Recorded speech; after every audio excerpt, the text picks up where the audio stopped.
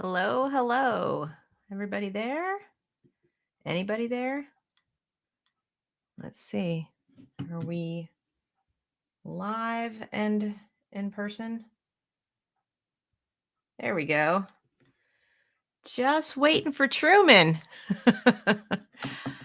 This is my first ever live broadcast, so please bear with me. I'm new at this.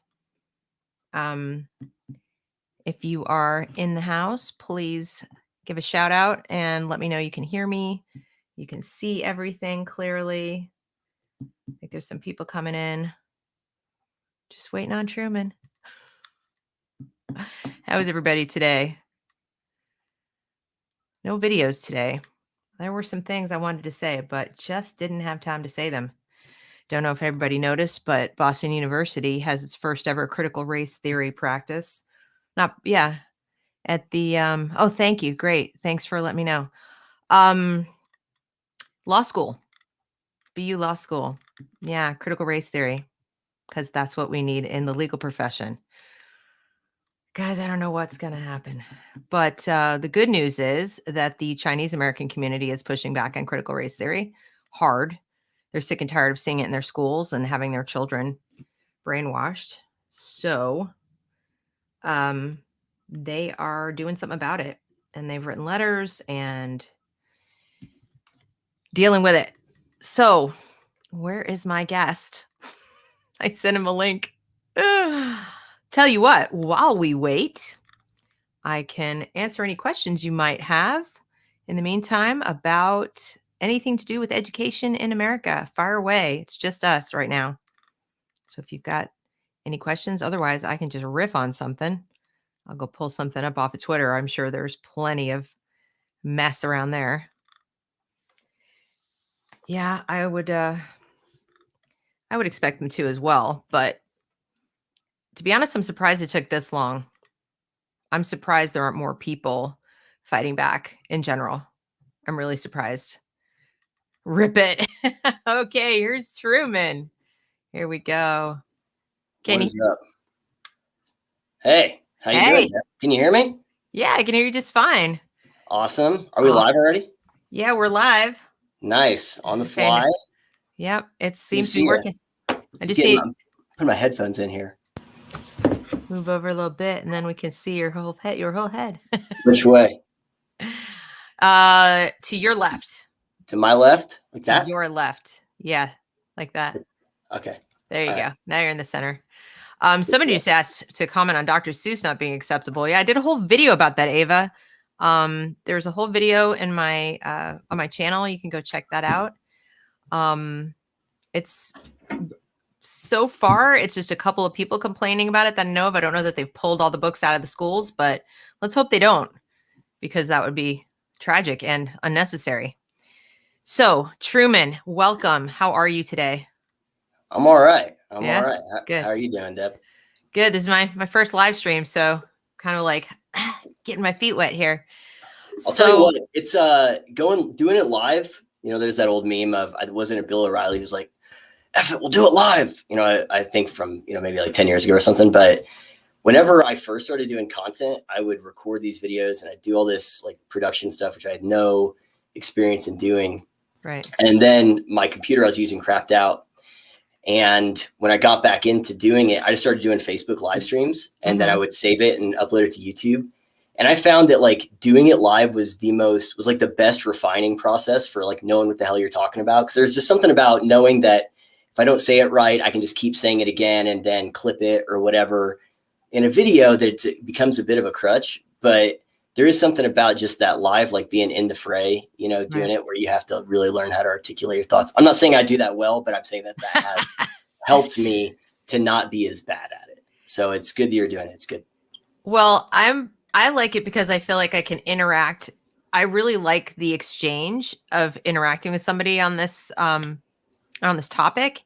I consider it to be a learning experience for myself in terms of what my general knowledge is, but also what I can offer the audience. Sure. I'm only one person, and so my opinions are what they are, and I think after a while, if I don't bounce my opinions off other people and I don't get some feedback, the content it just needs to stay fresh. You need to keep informing yourself about these things because you are always only one person. So, and to that end, what I'm hoping you can do is just quickly, for anyone who's watching who doesn't know you, doesn't know, who you are, what you do, if you could just give us like a quick intro. And then, I really want to hear about your experiences in public education or, in the system itself. Sure. So, I mean, just about me, I mean, I've got a podcast I do somewhat regularly called Return to Reason. Been doing it for a couple of years. I talk about cultural things, social things, just try to track social trajectories and trends, and try to keep the country from falling apart. Right. I'm not doing a very good job at that, as it turns out, because the country's falling apart. And it's all my fault. Well, we're very disappointed in you. And we were counting on you, Truman. Right. Just you. I know, it's right? The name. You can't have the name Truman and not save us all from, I'm kidding. Seriously. Well, Harry S. Truman, I am from Missouri, and so is Harry S. Truman. So that's good. But yeah, so that's what I do. Obviously it's a labor of love. I've got some people that support me, but it's not, like my job. And so I have worked in public education off and on for about a decade, but I've worked full-time in public education for 4 years, I believe, 4 or 5. And so that's since I finished my master's. So I guess this will be the fourth, or whenever this is over, this will be the 4th year that I've worked full time. What did you get your master's in? Was it specifically? No. So yeah, people should know I don't have a degree in education. I'm not classically trained in education, anything like that. Pretty much anything I'm good at are things that I did not learn from either my bachelor's or my master's. So my bachelor's is in political science. My master's is in theological studies.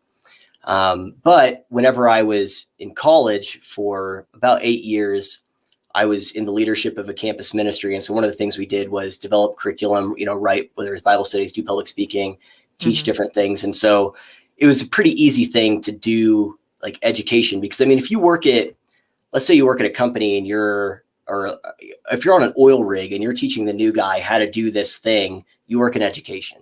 If you are a drill instructor for the military and you're trying to teach these troops to do certain, you work in education. We have a thing called the education system, but anytime you are in the business of trying to like package and distribute ideas and thoughts in a way that's going to be digestible and applicable to the people you're giving it to, you work in education.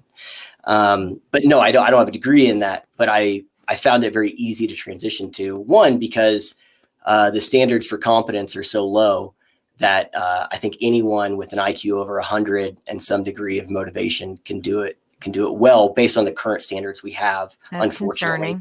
That's concerning. But the other thing is that I just had experience doing it from other areas, and it's just transferring the same thing but to a different topic instead of doing like a book of the Bible or something like that. It's okay, something I might know a lot about, like geography or history or social studies or something like that. So when you transitioned into the public school system, it was in what capacity? Were you teaching or were you counseling? What were you doing there? So I was initially hired. Well, first I did sub gigs. So I was a sub, but different. If you're a sub and they like you, like usually like teachers, as we'll have like a preferred sub list usually of whenever I'm gone, call this person or this person, like these are who I'd like here. So I would sub, and then I got hired in a few full-time substitute gigs. Okay. And then at the end of a year working in the middle school as a full-time sub there and subbing there off and on the year before that, a few people approached me and said, "Hey, we'd really like you to apply to be here full-time. We'll create this position for you. We really want you. You're good at this." And so that's how I wound up there. But they asked me to come there, and they made a different position for me just so I could be there. What grades? Like, were you doing a subject? So I worked with behavior support. So kids that were intensive, tier 1 through 3. So kids that were entirely self-contained to being part-time self-contained. And so I was there to help them. And I mean, there's a lot of different ways you do that. Sometimes you're facilitating maybe like a circle where you're, doing, sharing and some kind of group thing where you're, practicing some of those social skills. Mm-hmm. Other times it's helping them with their reading. It could be doing a behavior intervention with them, Mm-hmm. something like that. But so there's a lot of different things. What it ended up being was a lot of data management and collection, because what I found was that they didn't have a way of really synthesizing or making sure that the data that they collected on kids was applicable. It was just, they would collect it sometimes, and then they wouldn't have any way. It was just to say we have it, not so much to do something with it. So, and when I say data, what I mean is that you track different metrics for kids that are on IEPs or BIPs, right? So they'll have certain goals, and whoever's working with them usually has to score them in some capacity for that session. And then you aggregate those, how do they do at this thing, right? And so you synthesize that data to make it part of their plan so you can be adapted to it. So it's like, okay, so they are progressing, let's say, in following instructions. They're not progressing, let's say, in maybe suicidal ideation. We're seeing that continue, or different types of aggression, or maybe they're just sleeping all day on the floor, like things like that. Like, you have to be able to track those things so you can know how to help them. I mean, that's whenever a doctor is treating you, keep going in for checkups, right? Sure. So they can see, okay, is this working? Is this not working? How can we do more of the things working, maybe not do the thing that isn't working, that kind of thing. And so what it progressed to was data management and going and collecting data for the entire school on kids who were collecting it and synthesizing it. And because there was a push that they said, well, okay, we need a data manager for the school. And so there was a lot of people there who wanted to create that position. They said, we want this guy to do it. And so at the end, it was, here's what I'm doing. And I'm basically collecting data on kids. I'm collecting data on teachers. It's stuff we already have. It's just synthesizing it. Right. So that it became actionable, I guess, if that makes sense. Like, it's one thing to see a chart. It's another thing to know what to do with the chart. So I was the guy that helped you know what to do with the chart. Like, what does it mean? Okay. And so you're like, I've been getting email from people. I was in Carlin's meeting the other day, and somebody actually sent me a private email afterwards talking to me about how when they were in the system as a student, the whole IEP thing and everything didn't work for them. Like, they were just floundering, and they completely ignored her IEP. They kind of declared her, unsalvageable, like, we can't help you, and just kind of didn't even communicate with her parents. And she managed to go all the, she knew something was wrong, but nothing was done. I mean, has this been your experience that, like, you're not just gathering the data and you're putting it somewhere, but then you have and no one's doing anything with it? It's just, well, we warehoused your child and collected all this data and didn't apply it to anything. Is that a fair assessment?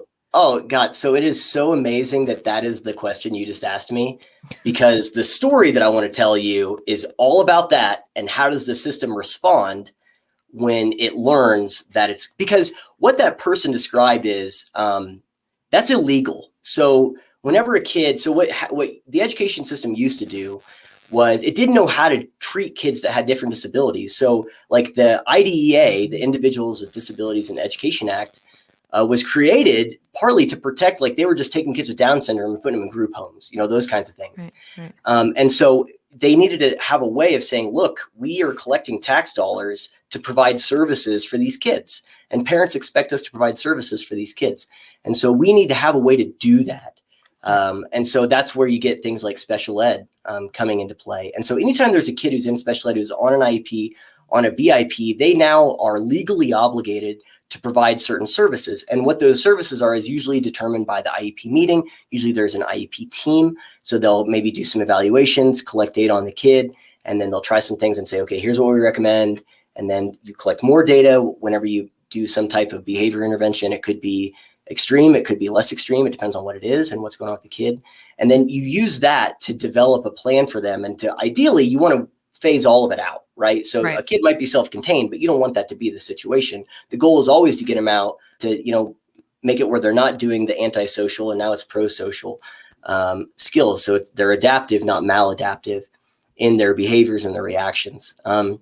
And so, what's important there is, it's not just they didn't follow my IEP. One thing that, and maybe your viewers know this, maybe they don't, but like, it's not just a matter of they didn't do this thing. There is legal ramifications for not doing it. And the minute a kid's in special education, if a district is continually not following their plan, if they're ignoring those things, a lot of times, like you said, they'll just send kids out. They'll send them to residential. I was one of those kids. Now, this was earlier on while they were developing this stuff. But, I had extreme OCD or ODD, sorry, not OCD, oppositional defiant, and ADHD. And I spent almost a year in a residential facility whenever I was in middle school. I just kept getting suspended and stuff. Now, I was a little asshole, so I deserved a lot of it. But there was nothing to really address, like, it was just, let's get the kid's the problem. And that might be the case, but there was nothing to try and figure out exactly what it was. Right. And so what you see nowadays, we have a more adaptive system. But it's still doing that same thing where it's just, let's just send kids to residential. And so what people need to know is that's illegal. It's not just illegal, it's harmful, because we actually have the tools to help a lot of these kids.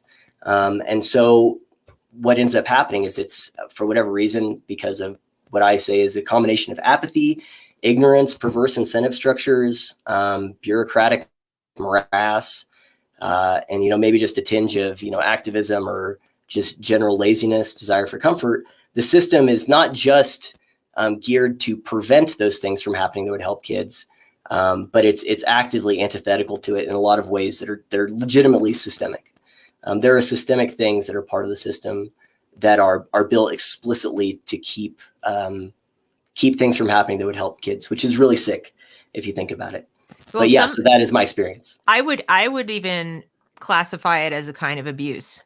Because if you have the knowledge, if you know that a child has needs and you even have an idea of how to help them, and there's any incentive not to help them or not to steer them towards the help, if you can't literally provide it, then you're denying that child and the family an opportunity. I mean, then you're starting to get into, people talk about things like systemic racism or systemic obstacles or whatever, or hindrances.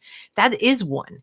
That literally is one. And, I think people, the irony of all this whole like systemic this and systemic that is, it makes it difficult to talk about the things that really are systemic problems. Yep. Because you get hung up on people's, like the thoughts in their head. And it's kind of like, understand something. The thoughts in their head are even more perverse than that, I think. It goes beyond like, oh, I don't like you because what you look like. It goes to like, well, I have no incentive to help you and you have needs. So I'm going to just overlook that and keep going. To me, that's a much worse outcome and a worse impulse than somebody who just has a negative thought about you. I'd rather somebody think negative things about me all day long and be out of my way. But when you start saying like, I will do what the system wants and not what I know needs to be done, I got to believe that's 10 times worse. And we're so busy fixating on you think the wrong thoughts and not looking at, well, what are they doing? Watch their feet, and that's whether it's special ed or any other kind of ed right now. That's what I feel like is happening. So you mentioned perverse incentive structure. Can you give people watching like an example of what that means? Well, and first, just to piggyback off what you just said, there's a lot of focus, I think, on the CRT stuff right now. I think that, I was a person who's also really integral in the story that I want to tell. I was talking to them last night to kind of say, hey, I want to make sure I got all this stuff right. I want to do this justice. And he said something that really resonated with me that's true, is he said, people are often looking for a boogeyman. They want to, whenever they envision, systemic issues in education, they're looking for a monster, and there's just not very many of those. The thought I had is, they're if someone said, hey, let me tell you about how effed up public education is, they're expecting you to talk about, what was the principal Matilda Trunchbull? They want to hear about, they're expecting that, or, some Nurse Ratched type character, when really it's more in line with, whenever Sam Harris was a little more sane than he is now, when I've heard him call. You mean Ham Saris? Exactly. Ham Saris. Called the banality of evil, that, evil and harm doesn't necessarily require a malevolent force behind it in order for it to happen. It just could be apathy, lack of courage, or a combination of incentive structures that just produces a harmful output without anyone necessarily intending for that to happen. And that's really the bigger issue in public education. You know, all this stuff with CRT, it is a boogeyman, it's tangible. And so people can look at it and go, yeah, it's really bad if my kids learn that they're bad because they're white.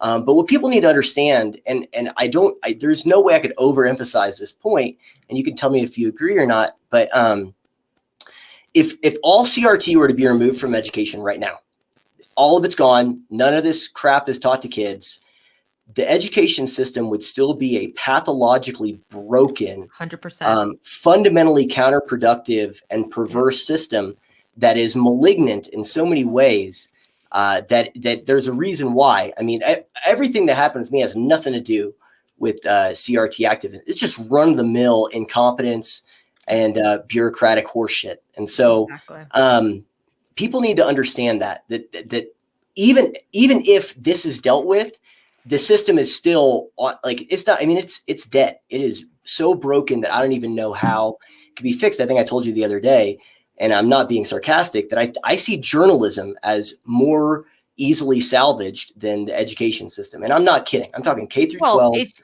It's got a faster sort of turnover rate. It's more responsive because, well, first of all, it's private still primarily, and you don't have such an entrenched, you know, it doesn't have its own lobbying group. You know what I mean? Like public education, and it's now rapidly also including private education with some exceptions, obviously, but because almost everybody, even if you are not literally getting money from the government in the literal sense, if you're a nonprofit or if you get any kind of compensation and, you know, to help with diversifying your student body, or you're getting any kind of, you know, tax breaks, all those kinds of things, this somehow you're benefiting from it, and you're going to follow, at least culturally, what's going on in the public system. You're going to have the same grade structure, the same standardized tests. You're going to have this roughly this, you know, the state standards, the accreditation, everything is determined by the state. So yes, it's private.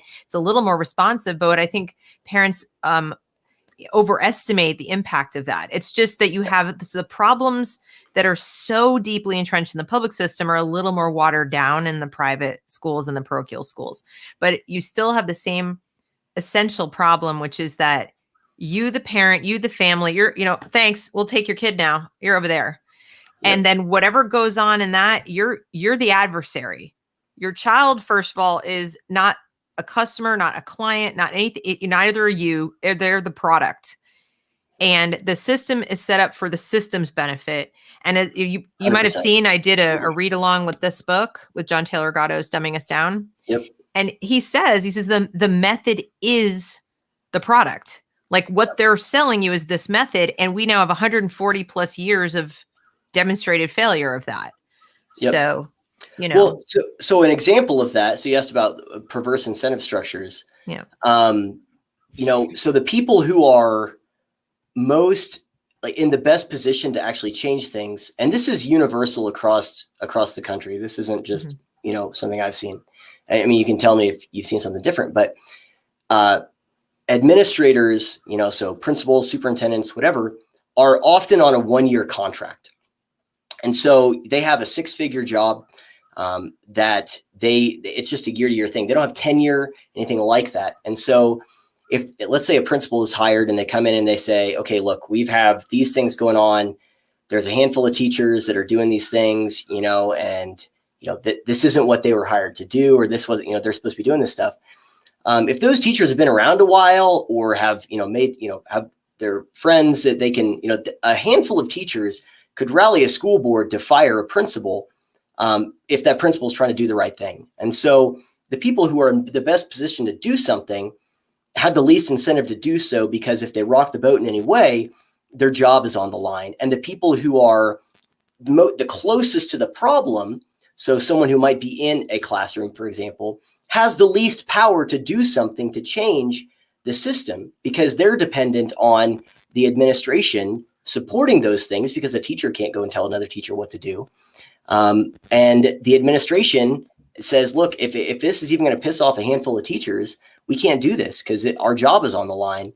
And so in order for any change to happen, I mean, you have to have an administrator who understands those things, also has, you know, what Gad Sad would call the testicular fortitude, to try and implement that, and have a school board and ideally a superintendent as well that supports them and also has all of those things, or at least with the school board, a plurality of people has all of those things. And so it's just so difficult for any place to get anything done. What's usually required is a brand new school board, a brand new superintendent, a brand new principal, and a community to elect those people, or elect the school board who says, we're going to get all these people out, we're going to fire, and we're going to clean house. Because that's usually the only times you'll get anything done. Otherwise, it's just an uphill battle. And with the CRT stuff, it's even worse because now you attach people who are opposing it being called a racist or whatever thing. But these problems are way more entrenched than this activist stuff than we see today. So I don't know if that is a good example of the. No, that's a perfect example, because the other thing I want to piggyback on that is to say that goes all the way back to me getting out of graduate school in 1990 when I got my first teaching job. And I was an idealist. I was naive, and I didn't know the ins and outs of, how it worked to get a permanent position in a school when you're just starting out. I had a master's, so I was sort of overeducated, underexperienced, in terms of what I would cost the union because it was a union district. And I believed, how in the movies and other things, they make it like the administration or adversarial with the union employees, and they're like, oh, administrators, oh, union. And I didn't understand what you just explained, that for principal to be well liked by the teachers and the union, she was going to kiss a lot of teacher and union, what. And so, people would say to me, but your administrator's not union. If she didn't want you, that's because she didn't want you. And I'm like, no, I'm pretty sure, because I knew the people who said bad things about me, specifically, you're making us look bad, was the exact phrase that I was told, because I was doing above and beyond. I was doing things, it didn't seem to me to be above and beyond. I was doing above and beyond what the union typically would support on my own time. And then other things like, you're not paid to do that. I'm like, I understand, like, you're violating rules. And I'm like, my students need me, what's the rule? How do I, well, you need to get approval, blah, blah, blah. So then I go to the principal to get the approval to do the extra whatever. And the principal wouldn't give it to me. And I'm like, I don't understand. And I'm like, I'll do it for free. No, you can't. And they pushed me out, and they made up this, you're not nurturing enough. Like, they made up these bogus reasons. And I had this gut feeling at the time that even though that was administration and these are teachers, that they were like this. And it now makes perfect sense that while they're not in the same organization, the principals, depending on the good opinion of the shop steward and all the employees there, if they don't, even though they don't have control in their own classrooms, if they don't like you and they want to gather together to get rid of you, they can get rid of you, is what you're telling me. Yeah. And that explains it. It's, whenever you say making us look bad, what I've heard articulated is people complaining about the optics of something, and saying, well, this is really bad optics. And what they would be specifically referring to is, well, there's an illegal thing taking place. We need to do something about it. And people saying, hey, we should probably stop doing these illegal things. So they're more worried about the optics of that than the actual things, and whenever you talk about the people saying you're not nurturing enough or whatever, my experience has been, there are two kind of through lines that I see whenever it comes to people in education, and that are really endemic to it. And that is that intentions are often conflated with efficacy. So if you can articulate really well that what your intentions are, then people assume then the outcome is going to be good. And the other thing, and this is the way worse one, is that care is conflated with competence. And so that if a teacher can cry and articulate how much they care about these kids, then it's just assumed that they're good at their job.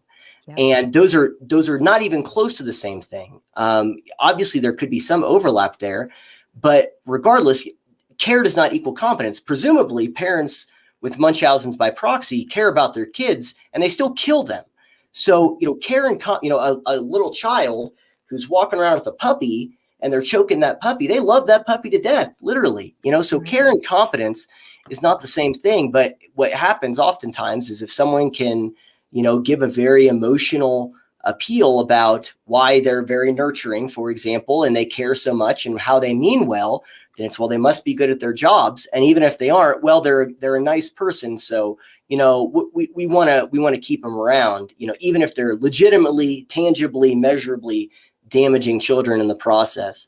So it exists to sustain itself and to make people feel good quite often. And one of the reasons why I think it's the most broken of all of them is because it's the only one that I know of that has systems in place to adapt to feedback in a negative way. So feedback is usually, hey, here's a standard you're not meeting or whatever. And it's just, it has mechanisms in place to lower the standard or ignore the standard. So whether it's for a teacher, we can ignore the standards, we can just transfer them somewhere else.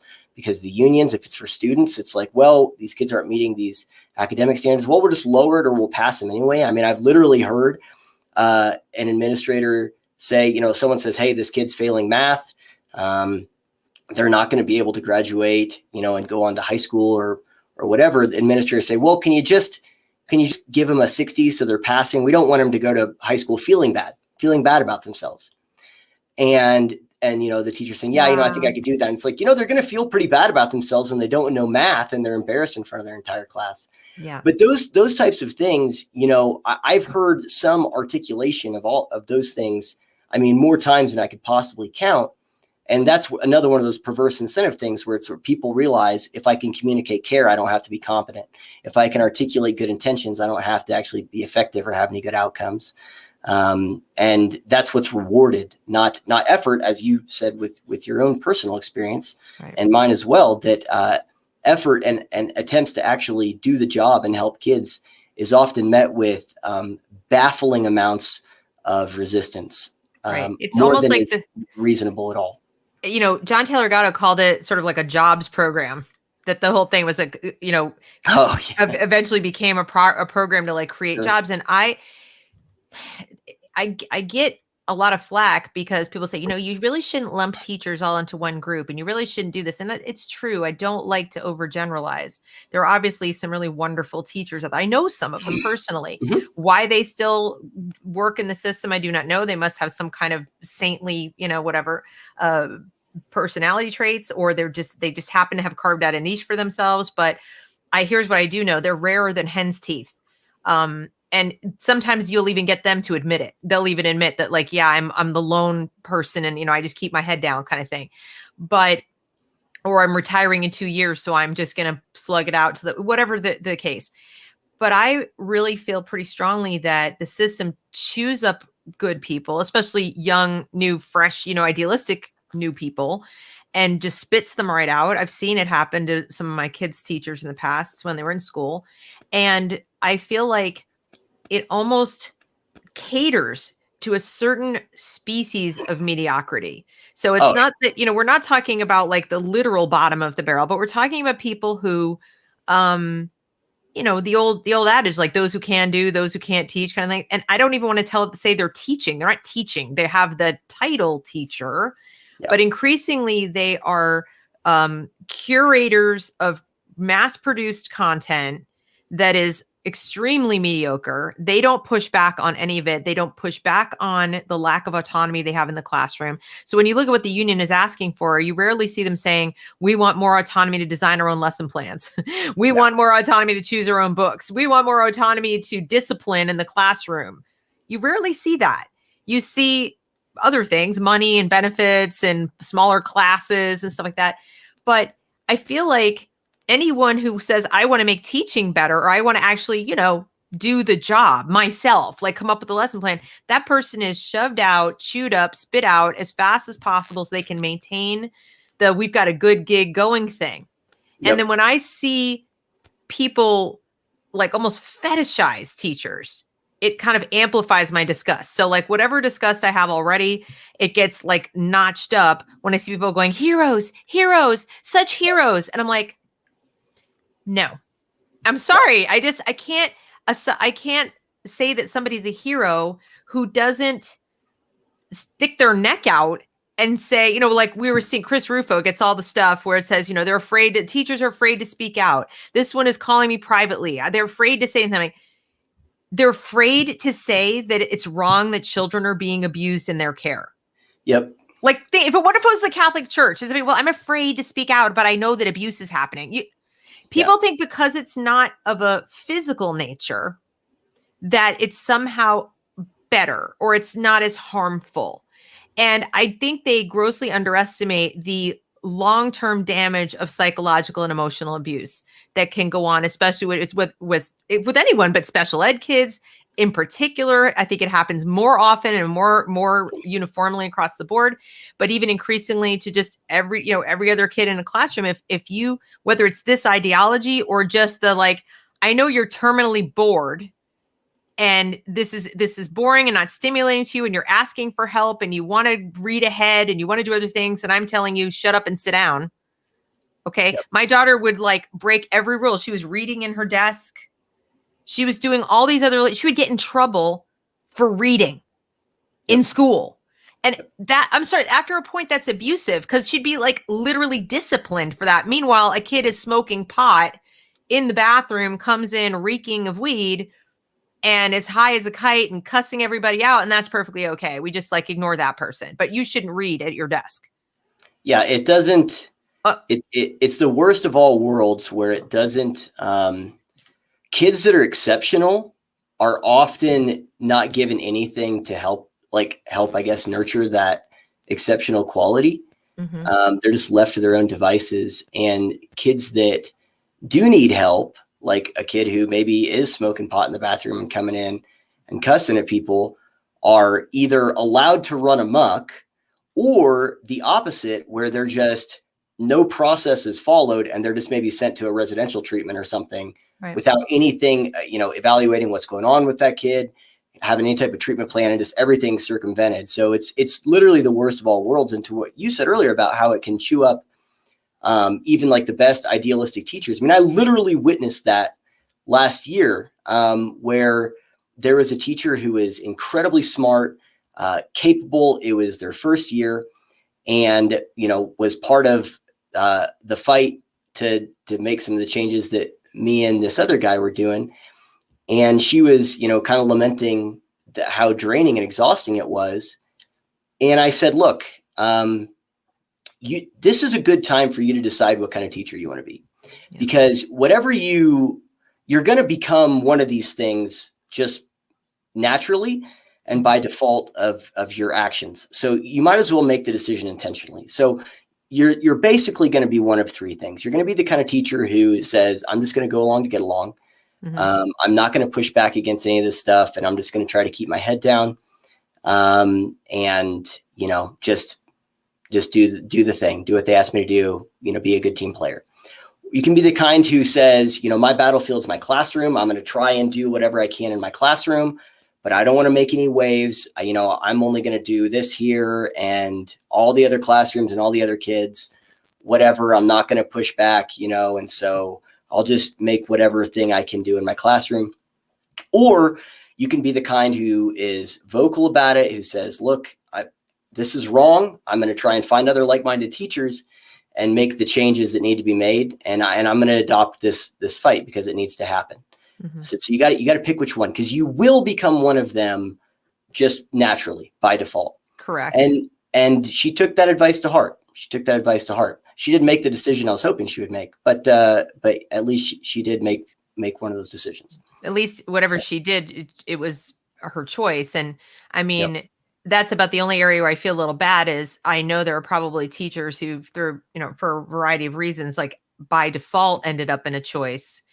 And now they've been doing it for so many years. Like it would be difficult for them to just transition to go do something else. I think it'll be easier now that we have all these other, modalities for teaching.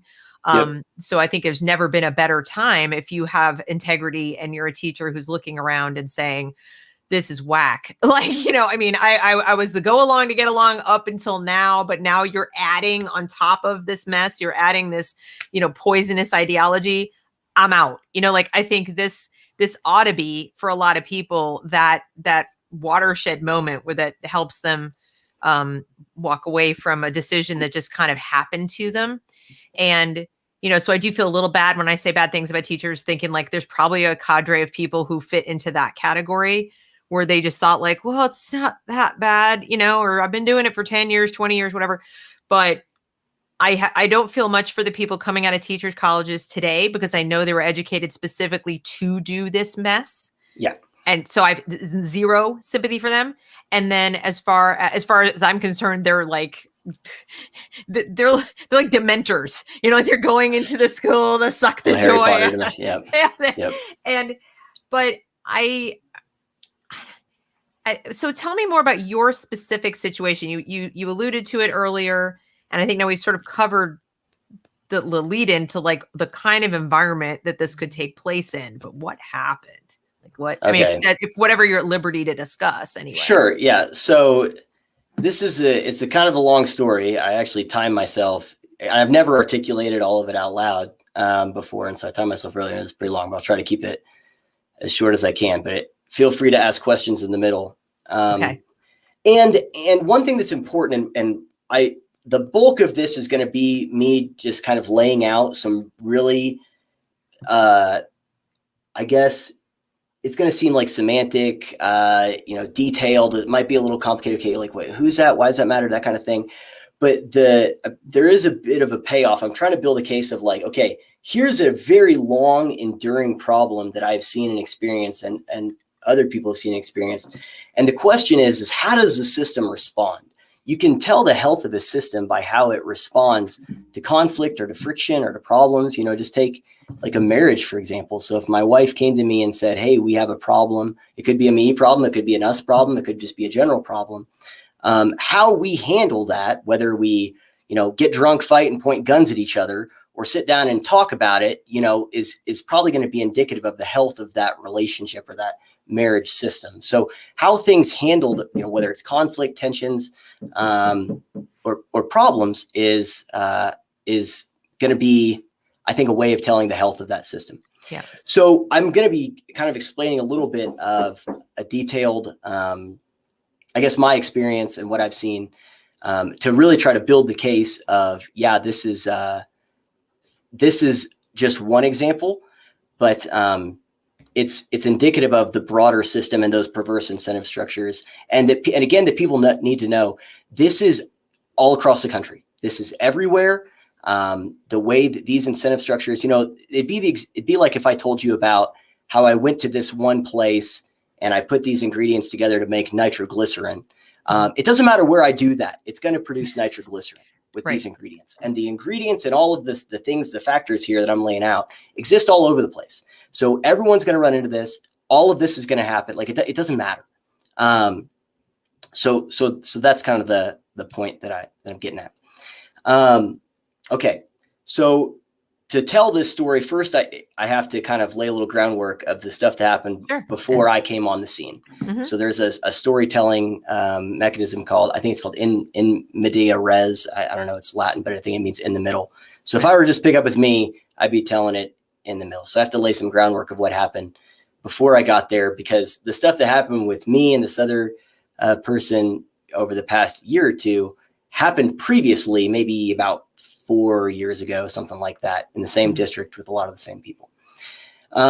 So to start, we'll say all these are pseudonyms, obviously, I'm going to give. But so there's Seth. So my friend Seth, he goes to school, becomes a behavior specialist, behavioral psychologist, and he gets hired for a school district in the state, and he's going there and he's doing what he does. If you're in behavior, so there's behaviorism, and you go and you study, you do evaluations, you collect data on kids, you do things like there's the ABC method. So antecedent, behavior, consequence. Okay, what was the antecedent? What was the behavior? And what was the consequence that followed it? All those things.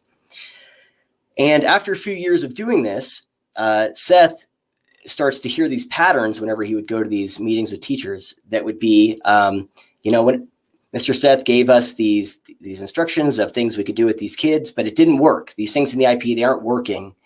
And so Seth would be like, okay, well, that's kind of strange, because every time I do this, it works. And so he starts to go monitor these teachers, and he sees that they're doing none of it. So it's like what the person wrote you explained. They're not actually doing any of the things. They're not following the plans they're supposed to follow. And so Seth realizes what we have is a fidelity issue. So, again, to people need to understand, if you have a kid that's in special ed, it's not just if they have a cognitive disability, it could be a behavior thing. So oftentimes those are intertwined. So an example would be, let's say you have a kid who comes from a rough home life and he's not very good at reading or something. And anytime he's in English class and the teacher calls on him to read, he is embarrassed and he blows up and he cusses out the teacher. So now we have a behavior issue that is inextricably linked to a cognitive issue. And so you have to treat them both, for example. And so whenever we think about special ed, we often just think about the kid who can't read, and not the kid who might be acting out because of that. And it could be vice versa, right? It could be a kid who has a behavior issue and they're constantly sent out of class. Maybe they just don't get along with this one teacher and they're constantly sent out of this one class and they begin to fall behind in that class academically. And so now either way, it's cyclical, right? So, Sure, and now sure. they're that kid who's frustrated because they don't understand it. So my point is that whenever we think special ed, we think like, with Happy Gilmore or, The Ringer, Short Bus, that kind of, whatever caricatures come to mind.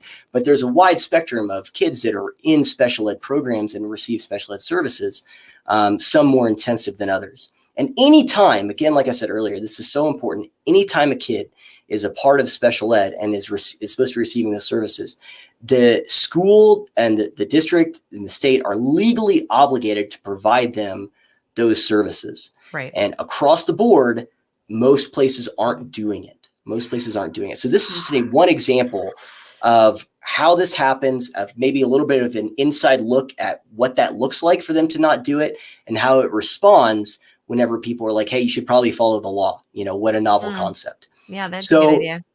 So Seth says we need to do, there's two things. One, we need to start training teachers. It's not fair for us to ask them to do these things and also not give them training on how to do it. So let's offer them the training and ideally make this part of their contract, where if you're hired, by the school, part of it is you're going to do these things. I have always been pretty sympathetic because I was, such a terror whenever I was in middle school and elementary, to teachers that are like, I don't want to deal with it. And so I can kind of sympathize with that, but I also see the other side of it of teachers who are like, I don't want to deal with it. And I don't want to know how to deal with it.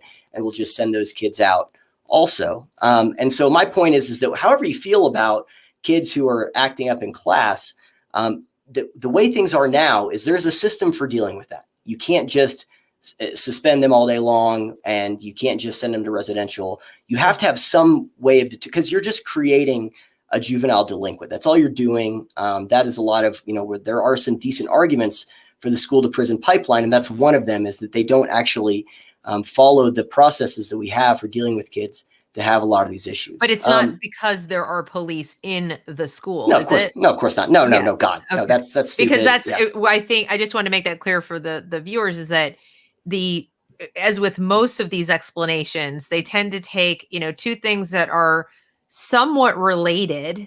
Okay. In other words, yes, there's a police officer there. And yes, if the student is acting out and the teacher's, not following the IEP or not following the process, they might default to call the cop. Sure. Be like, come and deal with this kid. But they don't go to prison because they got sent out of the room. They get, that's not connected.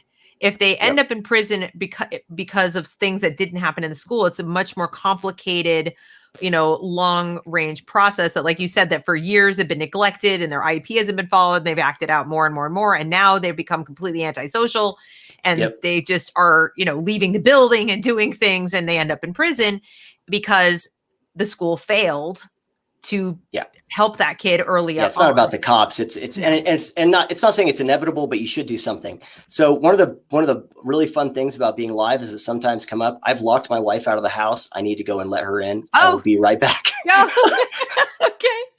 Oh my goodness. That must have been what the knocking was. I heard knocking.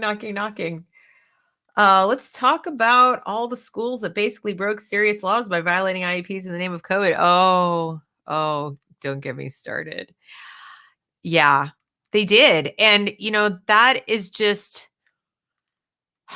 one of the many, many, many things you don't see journalists asking anybody. Have you noticed that? Have you noticed that in all the conversations about reopening schools, and they'll casually mention it like, oh, kids who have special needs are not getting their services. It's kind of how, and then it solidifies the impression that, again, as he said, you're dealing with kids who need, they've got cerebral palsy or they have learning disabilities, that you're not talking about the kid who was sent home who has, oppositional defiant disorder, they have behavioral issues, etc. They're now at home, possibly with a parent who is out of a job. And, so this is a huge problem. And I'm not seeing anybody asking the questions of the people who ought to be answering the questions. There's Randy Weingarten on TV every other day, or, waltzing in and having crumpets with, the first lady.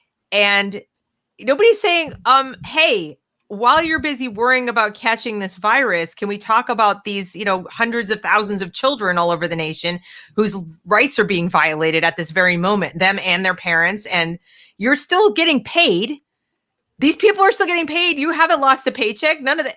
Like, we were just, somebody, when you stepped out, somebody asked the question. I heard it. I had the earphones. Oh, you had the earphones. And yes, that's a fantastic question. Why are nobody's asking?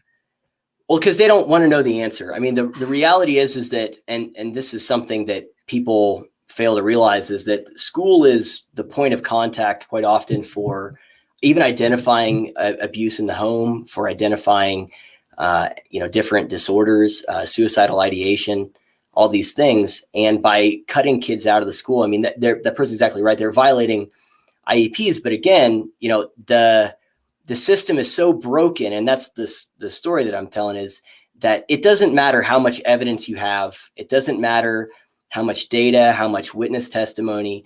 It doesn't matter how glaringly obvious it is. The recourse we have all the way up to the federal level, like the OCR, and all of those things, like the odds of anyone taking up your case is so completely small. Again, you have to have a perfect, what's it called? All of these things coming together. You have to have a perfect recipe of things coming together, of enough parents, school board members, administrators, teachers, and all of that have all of the things required to push back. And even then, the permanence of the changes is very limited. And that's why, I mean, I'm like, anytime someone says, I mean, like whenever you DM me on Twitter, I said, look, I'm going to be honest with you. If you're looking for someone to be optimistic, like I'm not your guy. Like this is broken. Like I always tell people, get your kids out for the time being. Yep. So, but that person's, I mean, that's getting a little bit ahead of myself. But my point is that person's right. I mean, there are literally, I mean, quite literally millions of lawsuits waiting right now that probably won't be filed because most of the times these parents don't know that the law is being violated, that their kid's not being taken care of, because, they have a teacher who can articulate their care and their intentions, and, the administration. And if you have a lot of people who are supposed to be the experts smiling at you and telling you, hey, this is the thing, it's hard to know that it's not, unless there are people in place, like my buddy Seth, who will tell them this is not right. This is what's happening with your kid. It really is amazing how the system, not just this system, but it seems like all systems, almost like our culture, rewards the person who can give good face. You know what I mean? Like you can put on that smile and convey to someone how nurturing you are and how much you deeply care. I deeply care. I care so deeply. And they will overlook just absolutely zero evidence of accomplishment. Like you've done nothing, zero. And I mean, I saw it with my own children, I'd go in and raise the roof. Like, what about this, and that's like, oh, we're so worried. Yes, we're deeply concerned. I'm like, I'm not seeing any evidence of your deep concern. I'm hearing it. Care but it's manifests meaningless. in action. Yeah, it does. It manifests in action, an action that is receptive to it, whether or not it's good action or not. Yeah. But back to the point. Sorry. So school. No. Sorry, that was my wife knocking on the window. That's that's okay. Anyway, but God bless her. She's been like sitting out in the car for like 40 minutes. Oh no. Anyway, so sorry. It's fine. She had her audiobooks and stuff. Just like, anyway, it's good. Plus she's awesome. So that makes these things easier. Thanks, Truman's wife. Yeah, no, she's great. So anyway, so Seth is at this other school and he starts saying, okay, we need to implement these fidelity things. And he's running into a lot of pushback because, again, we're going from the general to we want to do a good job to specific of, okay, let's see who's doing a good job or not, and let's actually implement some standards. And that district wasn't really into it, but there was a person in another district a couple hours away, the one I'm in now, who found out about it and said, hey, I'd like for you to come, and they don't know what they're doing. That's fine. This sounds great. Will you come here and do this? And he's like, yeah. And he took a pretty substantial pay cut to come and do it because he thought it was, worth doing. So Seth proving comes that in. Money isn't everything. Like, totally. Yeah. People miss that. They genuinely think like, oh, they're so underpaid and that's the problem. Like, no, people who actually care and want to do something, private schools pay less. So, anyway, continue, but I want to make that point. Well, yeah. And also teachers are not underpaid. Teaching is the cushiest of the cush gigs. There are some things that make it harder now than it used to be, but it's still, when you're, I can go on. They complain because you know what it is?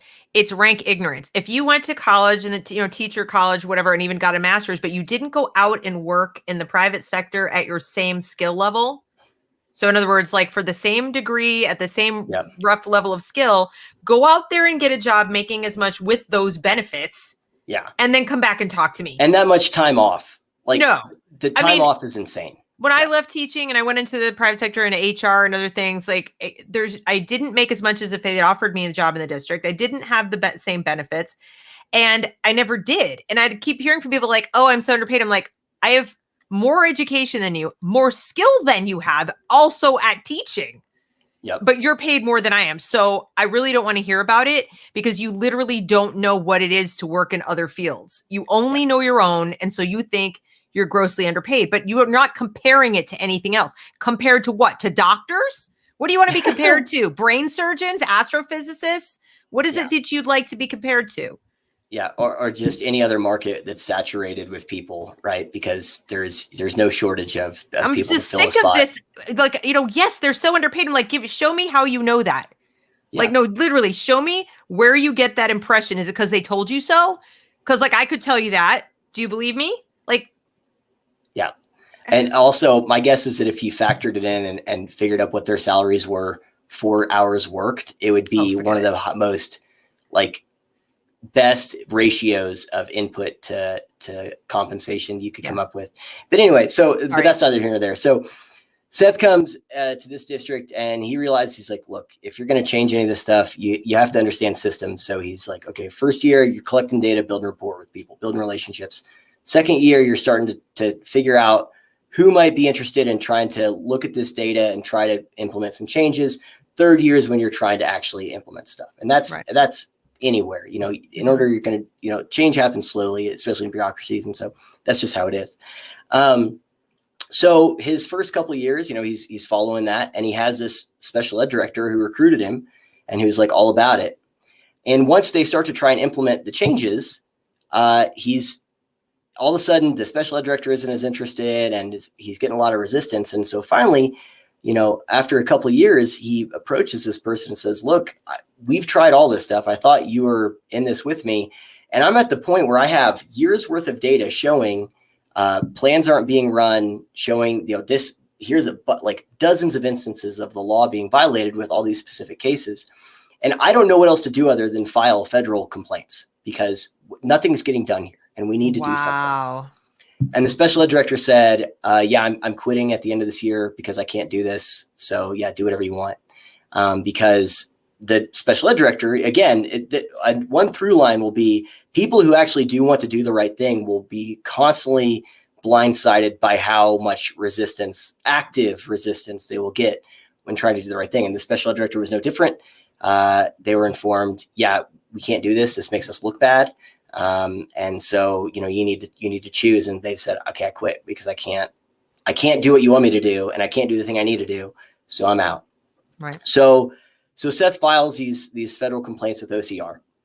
And that's whenever the district begins this process of just making his life difficult, retaliating against him. So for example, he had always gotten, whenever you do a performance review, I don't know how it was like at any schools you worked at, but for us, it's usually at the beginning to the middle of the second semester of the year. It's from the previous semester, and they kind of talk about, strengths, weaknesses, whatever. And it's just, you have it you can work on those things that you need to work on or keep doing what you're doing right for the remainder of the year and then carry that into the next year. And so Seth had always had his, performance review with either the special ed director, or he bounced around between a couple elementary schools or maybe one of the principals there. And after he'd filed the complaints, the superintendent at the time did his performance review, which never happens. They didn't have the new special ed director or the old principals do it. And they had went and gathered 3 years worth of anyone he'd worked with for the past 3 years and used that for his eval, and lowered his marks on a bunch of stuff that were arbitrary. I encountered that later. We'll hear about my experience with that, but this is the thing they do. So a couple examples were, he had a really bad back. He had to get back surgery. And I'm sure you've sat in a lot of those meetings. They're like 3+ hours long. And so the principals he worked with knew that, if a meeting's going long, Seth might have to get up, go take a walk, stretch his back and come back. And the superintendent used that to say, well, he doesn't attend meetings when he's supposed to, and he's frequently truant for meetings, and gave him low marks on that. There was another time where he woke up, was really sick. And so he, contacted, there's like 4 points of contact because he works at multiple schools. So he contacted the main office, and then the people at the different schools say, I'm not going to be there. And then later on, and starting at like 6 a.m. And then later on in the morning, he went and got some Imodium at the grocery store. And guess who was checking out the grocery store? The superintendent. And before he even got home, the superintendent had sent a letter or an email of reprimand of, you're not at the school when you're supposed to be. You didn't let anyone know you were going to be gone, which of course wasn't true, and implemented a system to where he had to check in and check out and get a permission from any principal whenever he was leaving their building. And sometimes they weren't in the building, so he would have to wait for hours to get, and it's just humiliating. He's sitting in the office waiting to get permission to leave, and he might have a meeting in another building and he can't go because the principal he has to get permission from isn't there. Was he like 5? I mean, seriously. And things like that. There was another thing, where they brought him in and said, hey, let's try to work this out. What are the things you like about your job? What are the things you don't like? Let's figure it out. And so, and this was the new special ed director who took over for the one who recruited him. Right. And he says, here's what I like to do. Here are the things that I don't like to do. And, this is kind of what gives my job meaning. And the following week, he was reassigned. Everything that he said he liked to do, they took away. And they said, your job is only these things that you don't like to do, just to try and make him miserable, things like that. And these are all pretty common. This is a thing in any business. Sometimes if they want to get rid of you, they just try to make your life miserable. And so they just try to get you to quit. There's a term for it that's slipping my mind at the moment. Well, they create a hostile workplace, but yeah, but there's a thing where it's like, it's specific to that person and it's something where other people might not be able to key into it as much. But okay. So anyway, but the point is they did that, at one point they called him in and said, look, this new superintendent, are you going to be part of the solution? Are you going to be part of the effing problem, and the right. effing problem being you're drawing attention to these things, not that these are the problem. And so that's what he had to deal with for quite a while. But fortunately, that superintendent and a couple of the other people that were working there were kind of on the way out. The school board had some turnover, and all those other people that were doing that left, except for that new special ed director. Right. And so there's a new superintendent that came in, some new administrators. And so Seth got a little bit of a new lease on life from dealing with this stuff from the district that was never resolved, by the way. I mean, he took his union rep, if you want to talk about unions, he took his union rep because he had this big evaluation that was so terrible. And there was quotes in there from these principals he'd worked with. And he took his union rep to talk to these principals and said, did you say this? This doesn't sound like something you said. And every time the principal would say, no, I didn't say that. And they went back, the union rep and him went back and talked to the superintendent and the school's attorney. And they said, look, these guys said they didn't say this. Didn't matter. His union lawyer said he couldn't do anything with it, which is, that's just blatant lying on a performance evaluation about him, and they didn't do anything about that. But he lucked out whenever a new administration came in. I think we're frozen. We're frozen on YouTube. That is weird. It just froze. Can they hear us? I don't know. If you're watching, can you say something in the chat as to whether you can hear us or not? Okay, now we're not frozen. Okay. I refreshed that screen, but it was frozen there and here. Okay, I think it's good now. Cool. So he there's a psych at another school in the district at the middle school who liked what he was doing and said, hey, look, do you want to come work here? And let's create a behavior program here and do these things.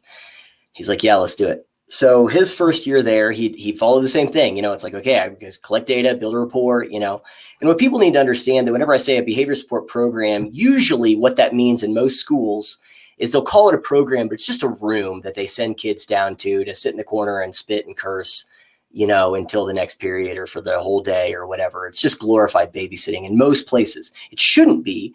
It should be a thing where you're working with kids and try to work them to help develop those adaptive skills and pro-social skills so they can be back and be successful in the regular ed environment.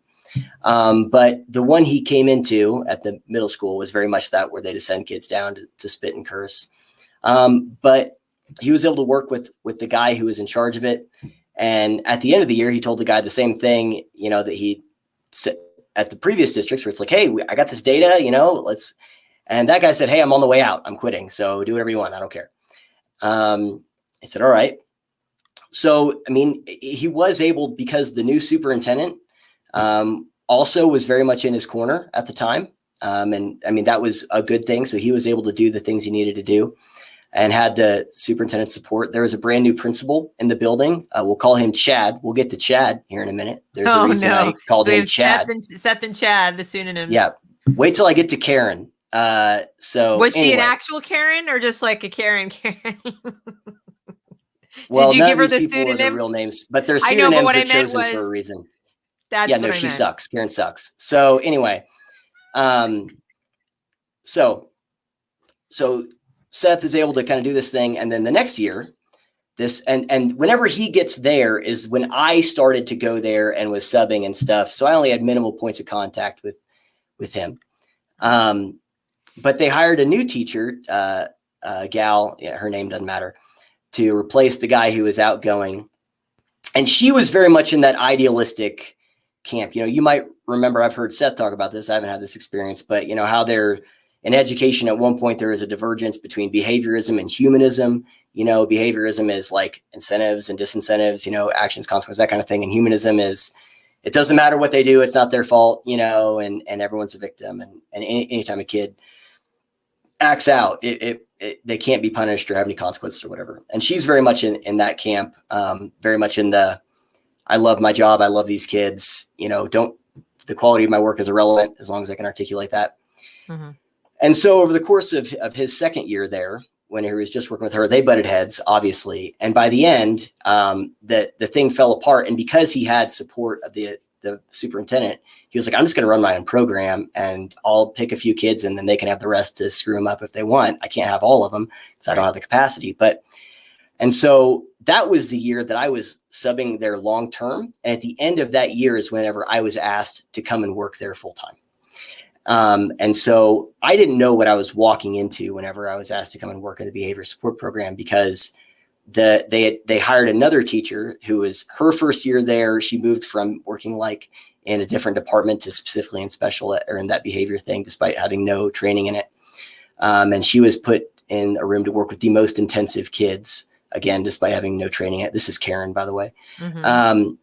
And then there was this other teacher who wasn't very good at her job, but I got hired in and I walked into that. So my first year. That's the setup. So now you're coming into this. This is the setup. So, but everything that I'm about to explain that happened with me, Seth had dealt with just a few years later or a few years earlier. Right. So that's the point, is that the district, this is how they always will respond as long as these structures are in place. Mm-hmm. So whenever I first get hired, I'm working so we have two tiers, and maybe this is what it was like in the school you're at, but for behavior support program, tier 1 is the most intensive kids. They're secluded all day. They can't be in the regular classroom. And tier 2 is maybe kids who are in there part-time, right? So they've worked their way out of tier 1. They're in tier 2. They can be out in regular ed for some things. You work with the teachers to try to figure out. But again, you're trying to move them out of the system. It's a leveled system. You don't want any kid in anything forever, right? You're trying to get them out in regular ed. That's the goal. And so I was in the tier 2 room with the gal. I love my job. I love these kids. And I very quickly realized that there was something quite wrong with the situation. At the end of every day, starting with the first day of school, the Karen and then this other gal would just sit and cry for maybe 30 minutes about the end of the day and hug each other. And I'd just be sitting there like, so we should probably debrief at some point so we can figure out, what we're supposed to do. And, I'm not like, I wasn't like a total jerk about it, but it's whenever it's every day. I mean, I was so overwhelmed by it. Literally at the end of the first week, I went home and I told my wife, like, I don't know what to do. And I made like this homemade cheesecake and with cut fruit and strawberry and everything on there for him and brought it in to cheer him up. Cause I thought it was just like a rough week. And, little did I know, I come to find out that was just every day. Every day is a rough day when you're bad at your job and you don't know how to do these things. But I started to have this conversation with the teacher whose classroom I was in. So I was assigned to work in this one room all day, not Karen's room, the other one. And because I would ask myself the question, I'd say, or I would ask them this, because I was reading a lot of economics books at the time. And I would say, okay, we need a feedback mechanism to tell us if what we're doing works or not. We don't seem to have that, and how do we know, like, how many times do you tell a kid to stop doing something? Is the 48th time going to be different than the 47th time? We don't, it seems like everything is arbitrary here and we need some kind of system. What are we doing to tell us if this works or not? Because it doesn't seem like it's working. And the answer I would get is, I love my job. I love these kids. We care about these kids. And as long as we just show them that we care about them, then it'll change it. And I would say, okay, and that's fine. But if we do care about them, then we need to be, it needs to be obvious we care by effectively doing our jobs. We need to be competent. So how can we manifest that care and competency to have some kind of feedback mechanism at the end of every day? So we're not just in here saying today sucked, but we're going, okay, how did it suck? What parts didn't suck? How can we replicate that? Avoid these other things. What can we do? And it was like banging my head against the wall. And after maybe a month or so, I was like, I'm going to quit. I cannot do this because this is chaos and there's no hope of this changing. Do you think this was like part of what I'm seeing now, which is the, keep going. I'm going to plug in my laptop. Okay, like I'm valuable if I'm a victim, or I'm virtuous if I'm a victim. And do you think they were trying to make themselves into victims because their job was so hard? No, I really don't. No? I think they were just bad at it, and they didn't. Yeah, acknowledge they were bad at it. In okay. Karen's case, I'm seeing boogeymen in everything now. With people trying to be victims, No, I think one of them, the younger one, just genuinely was incompetent, and she thought that because she cared about the kids that would be enough. There were times like she wasn't very well educated in a practical sense. Like there were times that she would want me to, she would create some kind of lesson for history for kids and want me to teach that lesson. And, it would be things that were literally afactual. And I would say, I'm not going to do this because this is wrong. This is not even historically accurate. Like, was she just making stuff up or what? She would try to use examples like from that Russell Crowe Robin Hood movie to teach different things, like things like that, like things that were just factually wrong. Like she had dates wrong, just simple things where it's like, okay, but you don't know what you're talking about. So in her case, I think she was genuinely a nice person. I like her. I don't have any antipathy against her.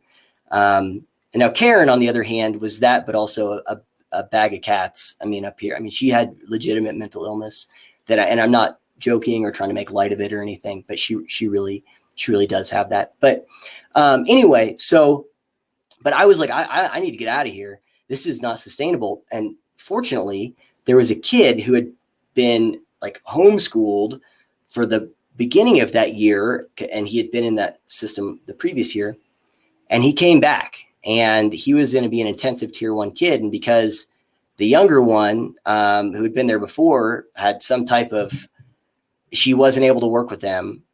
He was put into Karen's classroom, and I was reassigned to basically work with him. And so, that was a good thing because I was able to actually forge a little bit of a bond with Karen, because I thought I was pretty optimistic about her. And I was able to start making a connection with Seth, who I was just told he was a monster because of how he butted heads with, I love these kids. I love my job. And so I thought he was like the most horrible person in the world. But since he had worked with this kid who just came in, I had to make contact with him. And he was like, hey, here's this behavior plan. Here are these things. Here's this response sequence. And it was like, I'm like, this is everything I've been asking if we have it for the past 7 weeks. And I kept getting these nonsense answers. Like he literally was like, yeah, this is the thing that I do. This is my system. This is just what we should do. You have these metrics, you score these kids, you follow these things, you have a process so you can help them. And it was everything I'd been asking. Do we have this thing? That was Seth's program he'd been doing forever. Did they not know, or did they knew? They just don't like it. They don't like it. They don't like scoring kids. They don't like following, sequences. Because here's, and just so people understand, again, I know I'm using a lot of jargon. So let me just kind of put it this way. There are different ways in which a teacher can measure their own success as an individual when they consider themselves. If you're in academics, I think it's fair for you to measure like how you view yourself by whether or not the kids understand it. If you're a math teacher, you're going to go, I either succeeded today or didn't succeed today because that kid understands math. If he doesn't understand math, and most of them don't understand math, I probably did something wrong, right? So they're measuring their own like efficacy, competence, Right. whatever, based on the outputs of the kid. That's problem is we learned in graduate school. Like we learned how to do that on our own for every lesson. The problem is you can't do that with behavior, because if you have a mentally ill kid and he's saying F you cannot measure whether or not you succeeded at the end of the day by whether or not that kid stopped saying F you to you in that day. Now you could measure it over the course of a time span of, did we follow this system and are they doing it less? But on any given setting, you can't say, did I do, because you'll go crazy. If you tether your self-worth and your competency on whether or not someone with mental illness to varying degrees did exactly what I wanted them to do today, you're done. You can't do that. Mm-hmm. And so the problem is that what you see in behavior is that people will especially people who don't understand it as much, like Karen, who didn't have that experience, would say, well, I asked this kid 83 times to stop flipping me off or to stop sleeping on the floor. I must be I'm a bad person or whatever. So, and it's unsustainable. You can't do that. So having something like a behavior response sequence, which is transferable to classroom regular ed teachers, is a way for you to measure of like, okay, look, we have this sequence we do with these kids when they're doing an undesirable thing and we're trying to get them to do a desired thing, right? And you follow that sequence. So at the end of the day, it's, did I follow the sequence? If they do it, great. If they don't, okay, but I follow the sequence and we're all following this sequence. So there's consistency. They know what to expect. They're going to get the same consequence, or whatever thing. And so that's a way of dealing with kids with behavior issues without making it about, again, in that specific moment, whether or not they complied or didn't comply. Over the course of a time span, the goal is always that they're more pro-social, that they're more, compliant. And when I say compliant, I'm not, I mean, like they're just doing what is expected of a, of a ninth grader or whatever. Right. But in any given moment, you can't, I didn't get that kid to stop throwing balls of paper because I appealed to how much I care about him. So, I'm worthless.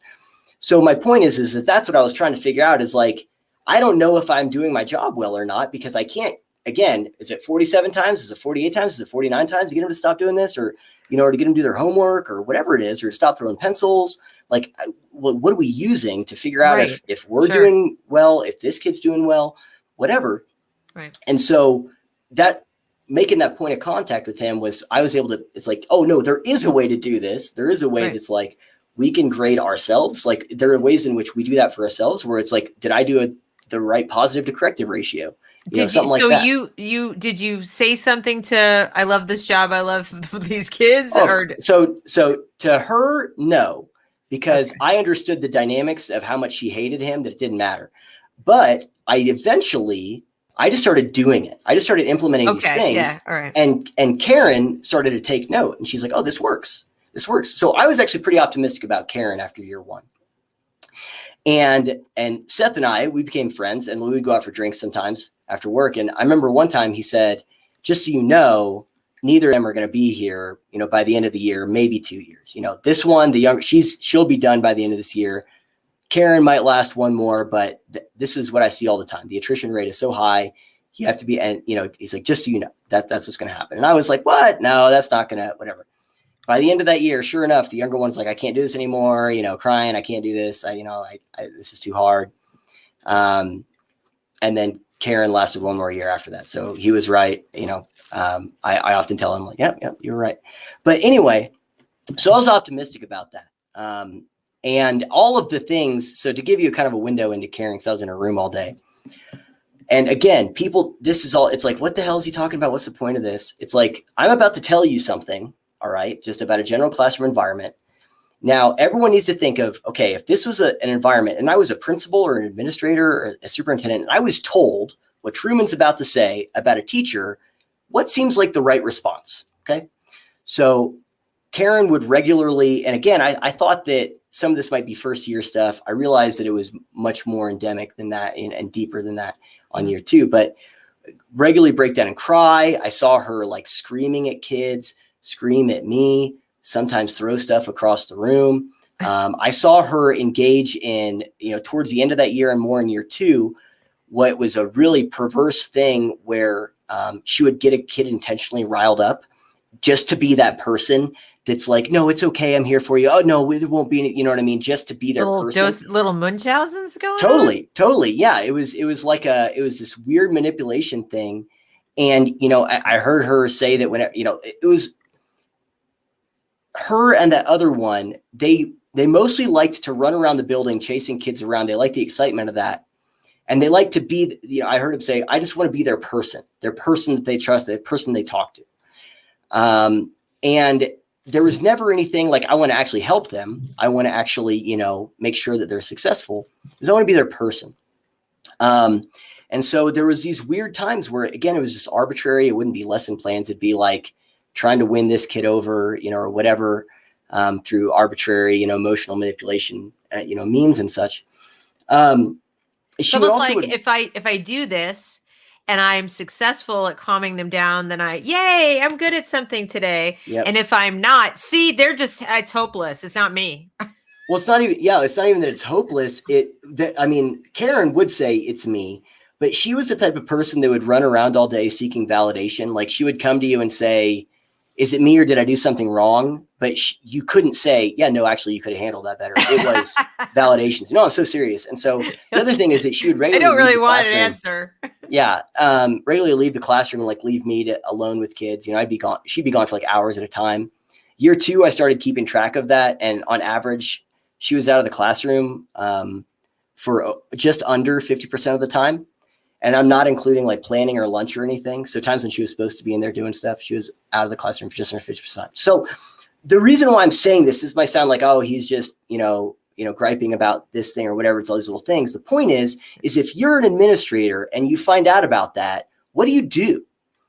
Like, this is a harmful environment for kids, right? You need to handle these things. If people are bringing it to you, you need to handle that.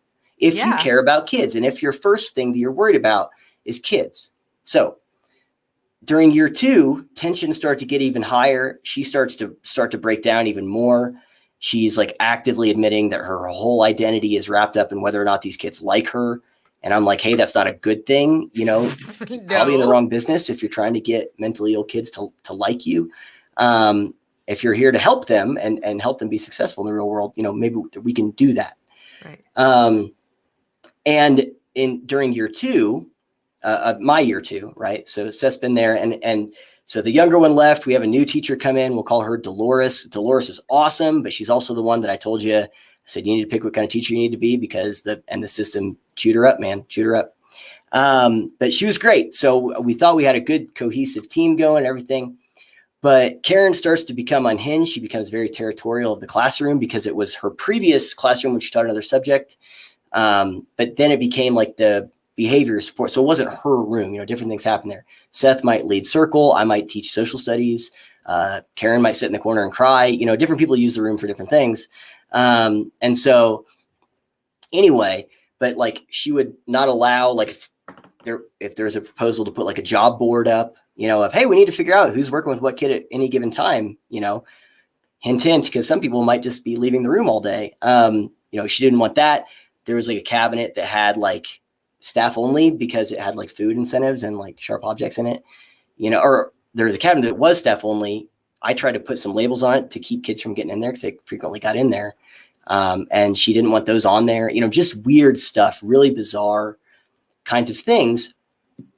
And so Seth is around October, November, talking to the administration, like, we need some intervention within our team between, there's, another psych, myself, me, these other teachers, counselor, whatever. We need to get, there's a thing called, I think restorative justice gets a lot of flack that is deserved, but it's not entirely bad if everyone's on board with it. If it's done right, it can be restorative circles effective. Exactly. The problem is that people that are on board with it, they'll use it and say, call it good. But anyway, so, Seth was saying we need a restorative thing for our team so we can get on the same page here. And administration was ignoring that. They knew what was going on. They knew about the stuff with Karen, and they ignored all of that. So let's talk about Chad for a second. So I told you Chad is going to be an important factor here. So Chad is the principal of the school. All right. Chad had been told he needed to resign from his previous school district because he was not going to have his contract renewed otherwise, because he got his district sued for doing all of the things that I've talked about here about. So in other words, justifiably sued. Oh, totally. Yeah. And so now he's not going to have his contract renewed because he rocked the boat. Yeah. That was the last district. The school that he was at with us, we were the ones that came after he was told don't come back because he got his district sued. And then he came to our school and started doing the exact same things. And it's just dumb happenstance that it overlaps with behavior, because what he did at the other schools was sending kids off to residential, doing these, not following the program. And there were parents there that said, this is illegal. You're harming our kids. And the district got sued, and they said, bye-bye, Chad. And then he came to work at our school and started doing the same thing. So that's another issue is, I don't know if you ever watched, I'm sure you have, that old documentary from maybe a decade ago called Waiting for Superman. Yes. And they talk about how schools just shuffle the really bad teachers around. Yeah. And it's not just teachers. They do that with administrators as well. Right. So, that district should have fired him and then made it where he could not get hired by another school. But instead, he came and was hired by us. So the problem is that we had Chad, who was just doing what he normally did, of like, okay, there's a kid that's misbehaving, put him in behavior.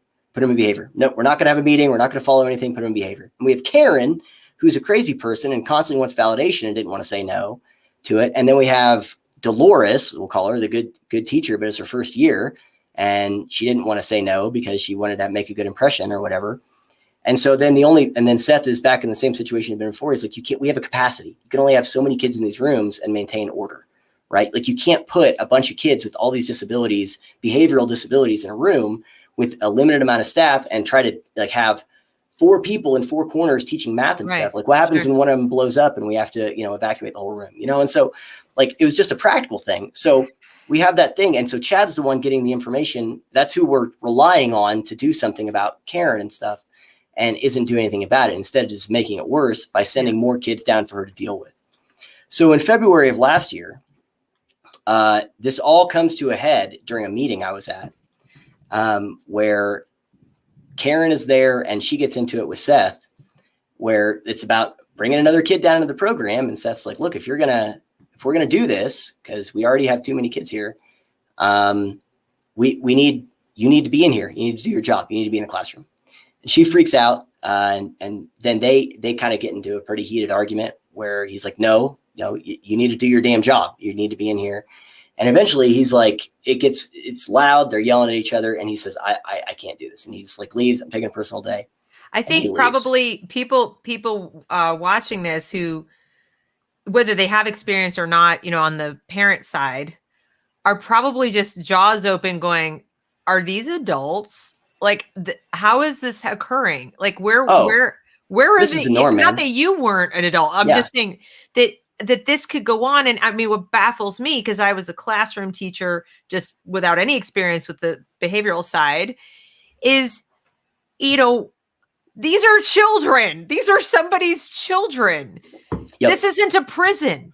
This isn't even a hospital. This is a school. And these are people's children who show up each day expecting to learn, expecting to have plans that are specialized for their needs followed so that they can learn.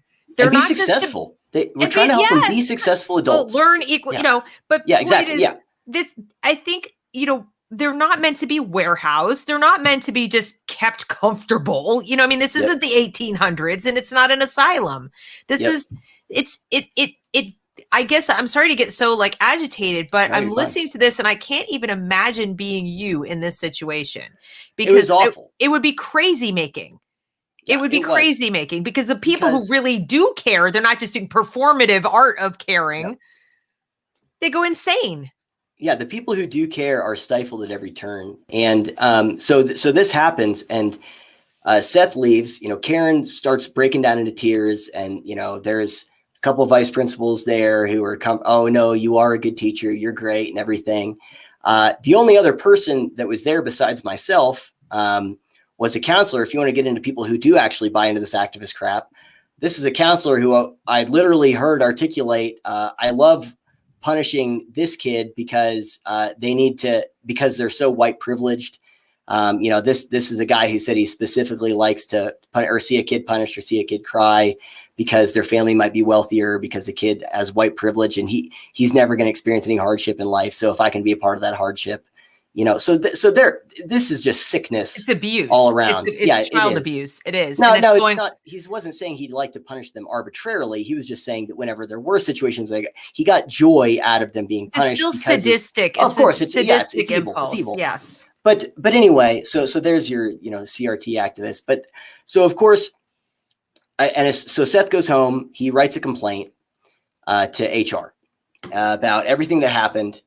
I do the same, and I've been keeping track of instances of Karen maybe blowing up in the classroom, do just inappropriate conversations or things in front of kids, leaving the room, emotional manipulation, all these things, or asking me to do things that weren't my job, or arbitrarily changing things on the fly, all this stuff. So I submit complaints. I finally talked to Dolores, who had been keeping track of stuff for the whole year. I found out because she noticed pretty early on, like, this gal is nuts. Dolores sends that into HR. And actually it was so bad. So, cause Karen had just latched onto her for validation. Dolores had to shut her phone off at like 6 o'clock every night. She told me, she's like, she calls me every night. This sounds she calls me every night crying, wanting to talk, and I can't do it. She's like, I don't have the energy. And so she's like, I have to shut my phone off. So anyway, so we have this blow up, and here's the problem. Seth had been trying to get the administration to do something to intervene to keep something like this happening, to keep it from happening. And so Chad now is kind of in a bit of a pickle, right? Because it's like all this stuff happened. That was the comment. Whenever all that happened, his first issue was about the optics. He was like, this just looks bad. He hates the optics. And it was more about the complaints that were being sent in about what was going on in the program, not about the fact there was actually bad things happening, but how it made him look bad. The optics of the fact that there are people, how dare us complain that kids are being harmed, right? So a few days later, Seth is told by the superintendent that he's on suspension. He has to go home pending an investigation because of the blow up or whatever. So he has to go home. He's told he can't talk to anyone from the district under any circumstances, which is illegal. And it all begins. And violation of First Amendment rights. And so that included, I think they just assumed that I was told or that I knew, but no one specifically told me not to talk to him. But Dolores was told, don't talk to him, don't return his emails. This other psych, who was a good gal, was told, don't talk to him, don't return his emails. Yeah, everyone was told not to talk to him. So, and this is a guy who did like evals at other schools and would have meetings that he was supposed to do. He had things on the books, and he couldn't respond to him under threat of losing his job. And so it ruined his professional reputation in a lot of ways. It's like, why isn't this guy responding to stuff? So there's that. And again, he was told he couldn't talk to anyone. So and his car was broke down at the time. So I'd sometimes give him a ride to the store to get like dog food and stuff. And so that if that point of contact of him calling me, hey, could I get a ride to the grocery store? The district told me he could get fired for that.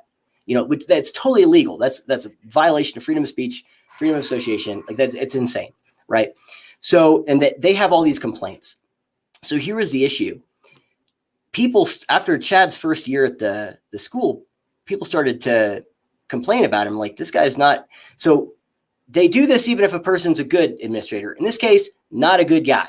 Like I found out stuff later about him yelling at people or throwing, I don't think he threw stuff actually, but yelling or just being really aggressive. There are people that accuse him of misogyny, but I think that happens anytime a guy is in authority in education. I think it's going to happen. So I don't know about that. I never witnessed it, but I did witness him being a jerk on occasion, but I kind of gave him the benefit of the doubt at times. Right. Maybe that's the patriarchy for you, but anyway, so after that year that all this happened was when complaints really escalated. So the year before that, people were like, hey, school board, and he still got his contract renewed. And then that year it got really bad where people were saying, hey, you guys need to fire this guy. And the superintendent, for whatever reason, stood up for him and said, no, I think he's good. I think he's teachable. We should keep him on board. So he vouched for him basically. Right. And shortly after that happened at that meeting is when all this happened. And then all the complaints are sent in. And then it's, oh crap, this guy is not a good administrator. This was all preventable. This is happening. But the superintendent had tethered his professional reputation to Chad. So now he's got to prop up Chad. So now he can't say, yeah, this stuff happened because he just went to bat for this guy. So and got the guy's contract renewed. So he can't allow like this to actually play out the way it should. So all the investigations that they were doing were just into Karen's complaint against Seth, calling him a bully and all this other stuff. That was it. So they did interviews. I was in multiple interviews. The HR, whenever I talked to the HR lady, she did not have she had not seen any of my complaints, even though I'd emailed them to her. I'm like, well, I emailed it to you. And she kind of skimmed it, and then we talked and she only wanted to talk about that kind of blow up between Seth and Karen.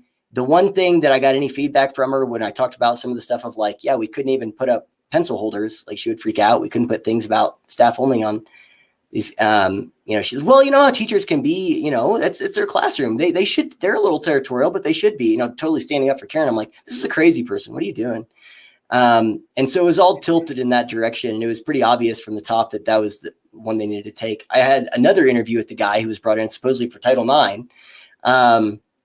And I got him to tell me, so his training was in bullying, office place bullying. And he told me it was just to bring a fresh set of eyes to it, but he hadn't seen my complaint. He hadn't seen Dolores's complaints. So any of these other ones, and he only wanted to talk about the same thing. So they were only trying to go after this one guy who, again, the district already had issues with in the past, and it was the same attorneys. The first time Seth went through this with the district, his union lawyer said, just so you know, if I was the district's attorney, I would be telling them to find ways to fire you or to get you to quit. Right. And so then they did that. And then they started doing it all over again to him. So completely isolated him. Well, so the way our policy works and is that any complaints are supposed to have be dealt with within, I think, 2 weeks. And you're supposed to have a written thing of like, here's how everything was handled and everything. Well, what happened in March of last year? COVID-19, lockdowns, everything just completely shutting down. Oh, so we don't have to deal with this anymore. Yeah. So a perfect thing happens here. Oh. Yeah. And in the meantime, while I was before all that happened, I'm at school and trying to get people to like the few people who are remaining who know what's going on, hey, we need to be sending in regular, complaints and detailed lists of what's happening here. So they can't ignore it. And I was told, what happened with Seth has got me too scared. Like even good people were like, yeah, I just can't do it anymore. I'm afraid I'm going to lose my job because of and that's how retaliation works. You retaliate against someone to set an example so that it's like terrorism. Now, everybody else will back down. And it totally worked. What were we going to say? No, I was going to say, so now my mind is going, okay, so if we hit a point of like everything stops and nobody wants to lose their job because it's COVID, right? And the economy's all messed up and you're moving to online anyway. So the special needs kids, the kids with the behavioral problems, they're home, right? Yep. They're not getting services. And so now nobody has to worry about their accountability. Am I right? Totally. Well, there was that. And there was also, it was obvious again, that they were only interested in investigating the stuff with him. Now he was given cryptic answers. No one was given any instruction. There were people again who at the beginning were trying to push back and say, this is wrong, and were standing up for what happened, we're not given, they were like, hey, we need guidance from admin about what to do here, because this is a person who we rely on for a lot of things. And now that we have to do home visits to check on kids, this is a person who also specializes in that and with creating at-home plans and stuff. So we could really use their help. And the administration, everything just ignored all of that. Didn't matter. He was given kind of breadcrumbs. And so, so they just ignored it, and it just took set on the back burner. And then, so at the end of the year, he was told by the superintendent. Again, the superintendent is someone who I think initially clearly was well-intentioned, was a good guy. But then once he tethered himself to his career, and again, this is a decision. Yeah, he just did the CYA thing, and he had to do what he had to do. And so he had told Seth, hey, look, we're going to get it sorted out. I want you back in that building. I want you there. We're going to take care of it. And Seth was pretty happy about that. And it was like weeks, he would send an email, and they would reply maybe a couple weeks later and stuff. And then like the last day of school, of the school year, the superintendent calls him and says, you will not be in that building next year. You have been transferred to this other building. And also, I looked into it, and your job is not essential. So if you have any issues, just keep that in mind. So that's how the year ended for him. And in the meantime, I was just trying to do what I could do and keep things going, because I assumed he was going to be able to come back to that program. In the meantime, Karen had requested a transfer to the high school. Whenever Chad's contract was renewed, this is how bad he was and how hated he was. We hemorrhaged between 30 and 40 people who either quit or requested transfers within a week after his contract was renewed, because they did not want to work with him in that building anymore. So that's how bad he was. So I'm back to sort of where we started with this whole conversation in my head. Like, I'm listening to you talk, and I keep coming back to the same thought. Like, this is all, as I'm listening, and I'm just thinking, like, how you're still sane, first of all, but also it just that's feels debatable, by the way. Wow. But it feels to me like all of this is just so much more evidence that the whole thing is rotten to the core. That this system does not support humans. Like, let's just get it down to that. I'm not going to specify any particular kind of human. Like, if what you were trying to do, I honestly think if we were describing this as a prison and saying this is how the adults in charge of the people who are conscripted to be in their care, like, have no choice but to be there all day or whatever, we would be equally appalled, even though the people in there had done something wrong to earn to be in there. But these are children who've done nothing wrong. And in many cases, they're in your care in terms of the behavioral situations, because they have learning disabilities that were not addressed early on, that people didn't follow IEPs, or I've seen many cases, the teachers were like, I'm not going to refer this for diagnosis because I know that's going to mean that we're going to have issues, or it's going to cost the district money. And they're probably incentivized to not cost the district money.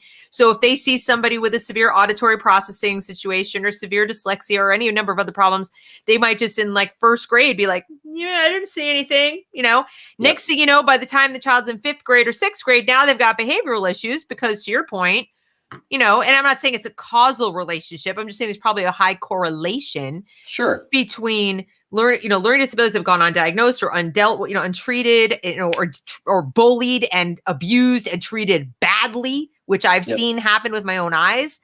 Even very young children, like 2nd grade, 3rd graders, treated badly when I can see with my own eyes that there's a learning disability.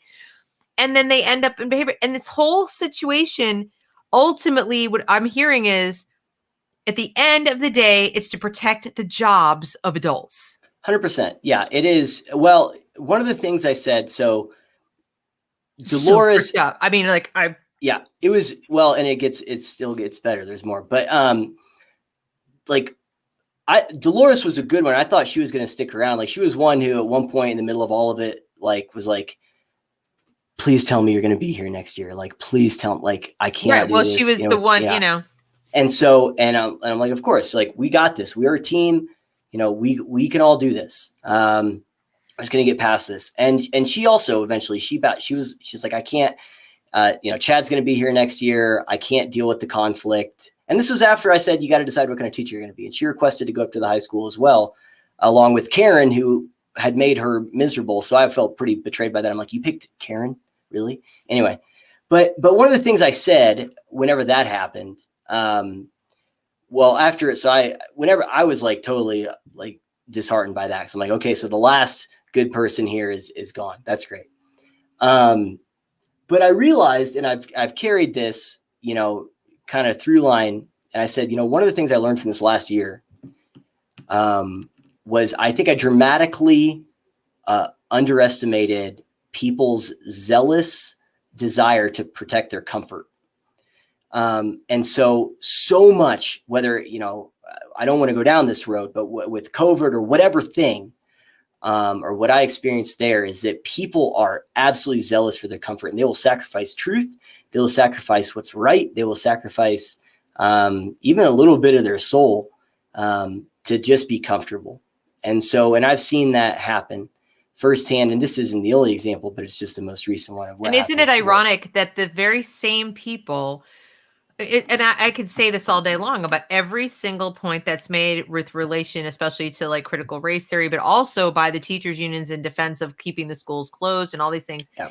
Whoever is currently in a position of power in our society and busy pointing fingers and going, you just want to preserve your status and your comfort and your privilege. They're literally confessing to you. Yep. It is. Yeah, it's projection. 100% projection. I'm listening to people talking. I'm like, whose comfort? I'm out here making myself borderline unemployable saying this anti-racism garbage is racism. Yeah. I'm out here putting myself in a position to be told you're racist, right? I'm being told like you hate children because you hate the teachers unions, or you don't care about people because you think the schools should be open. You want people to die. Like, I'm saying things that are the exact opposite of what the prevailing wisdom is. And people are telling me you're trying to preserve your comfort. I'm like, what comfort? Yeah, this I'm is the most uncomfortable thing ever. Uncomfortable right now. Yeah, that's insane. It's just like all projection. Totally. And again, it exists to preserve itself. The people who I use the example again of if there was a doctor that had to choose between effectively treating a patient or their career, we would say, okay, something's effed up in medicine because doctors shouldn't have to choose immediately. Yeah. And but that's where a lot of this is with whether it's administrators or teachers. In any of the interviews I did for investigations or any of the complaints or anything, a through line that I always said was a lot of organizations kind of have to come up with, mission statements or goals or whatever. Ours is just baked into our job. It's to help these kids within the legal criteria and the system that is laid out for us. So it's pretty obvious. And we can always just point to that and say, how are we doing at that? How are we doing at that? And anything that deviates from that, we should say, okay, we don't want to do that. We can talk about it, figure out how we can bake it in together. But anyway, and I would tell people, whether it's HR person or that Title IX guy or whatever, say, here's examples of kids being harmed. Here's a classroom environment where kids are being harmed. This isn't complicated. We have to address it. And the administrator, it's about the optics. The superintendent, I don't want him to look bad because, it's about the optics. And there are so many people that are completely indifferent to the health and well-being of kids that it should make you sick because whether or not you're actively,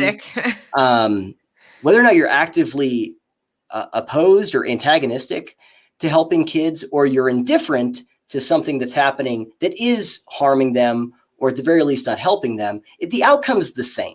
The outcome is the same. What's that saying, evil prevails when good people fail to act. Nothing. Yeah. And kids get left behind and are harmed by, and it doesn't have to be, it doesn't have to be some malicious person, puppet master in the background doing it. It could just be people not doing their jobs and other people saying, I don't care. I don't care if they're doing their jobs. The stuff with Karen, that's, I think, probably the exception. I think more often it's going to be that other gal who quit the year, that after that first year, or I guess after 2 years, who just couldn't handle it and wasn't good at their job.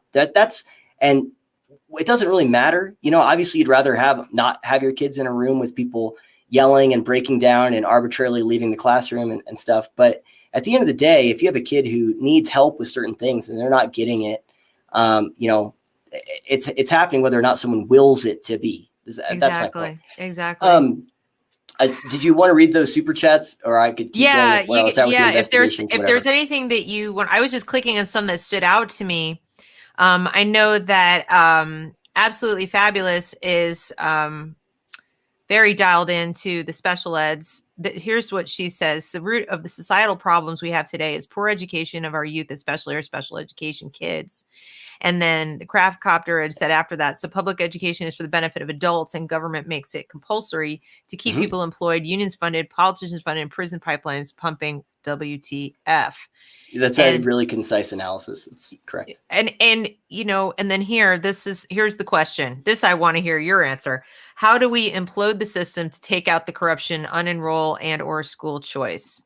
Because I ran up a little poll on my channel, and the number one answer was I have to work. In other words, you know, people like, why don't you do it yet? Why aren't you pulling your kids out? And I actually I have a special needs child as one of the choices. And interestingly enough, that was less of the consideration than I have to work. So I got the impression from that, and maybe Absolutely Fabulous, you can, you know, fill me in the chat. I got the impression that if we had real school choice, and I hate to say school, but real choice in education, to where the dollars follow the child or the family, okay, and the parent could make the choice on their own to select their services, select the, you know, the supports, and figure out their childcare situation and so forth, they'd still rather do that than subject their child to this setting, this situation, and try to fix it, from within. My impression is it's unfixable. I mean, what you're describing to me is not something that somebody can go in and Joe Clark it into working. It's not it's not a movie. It's not gonna work.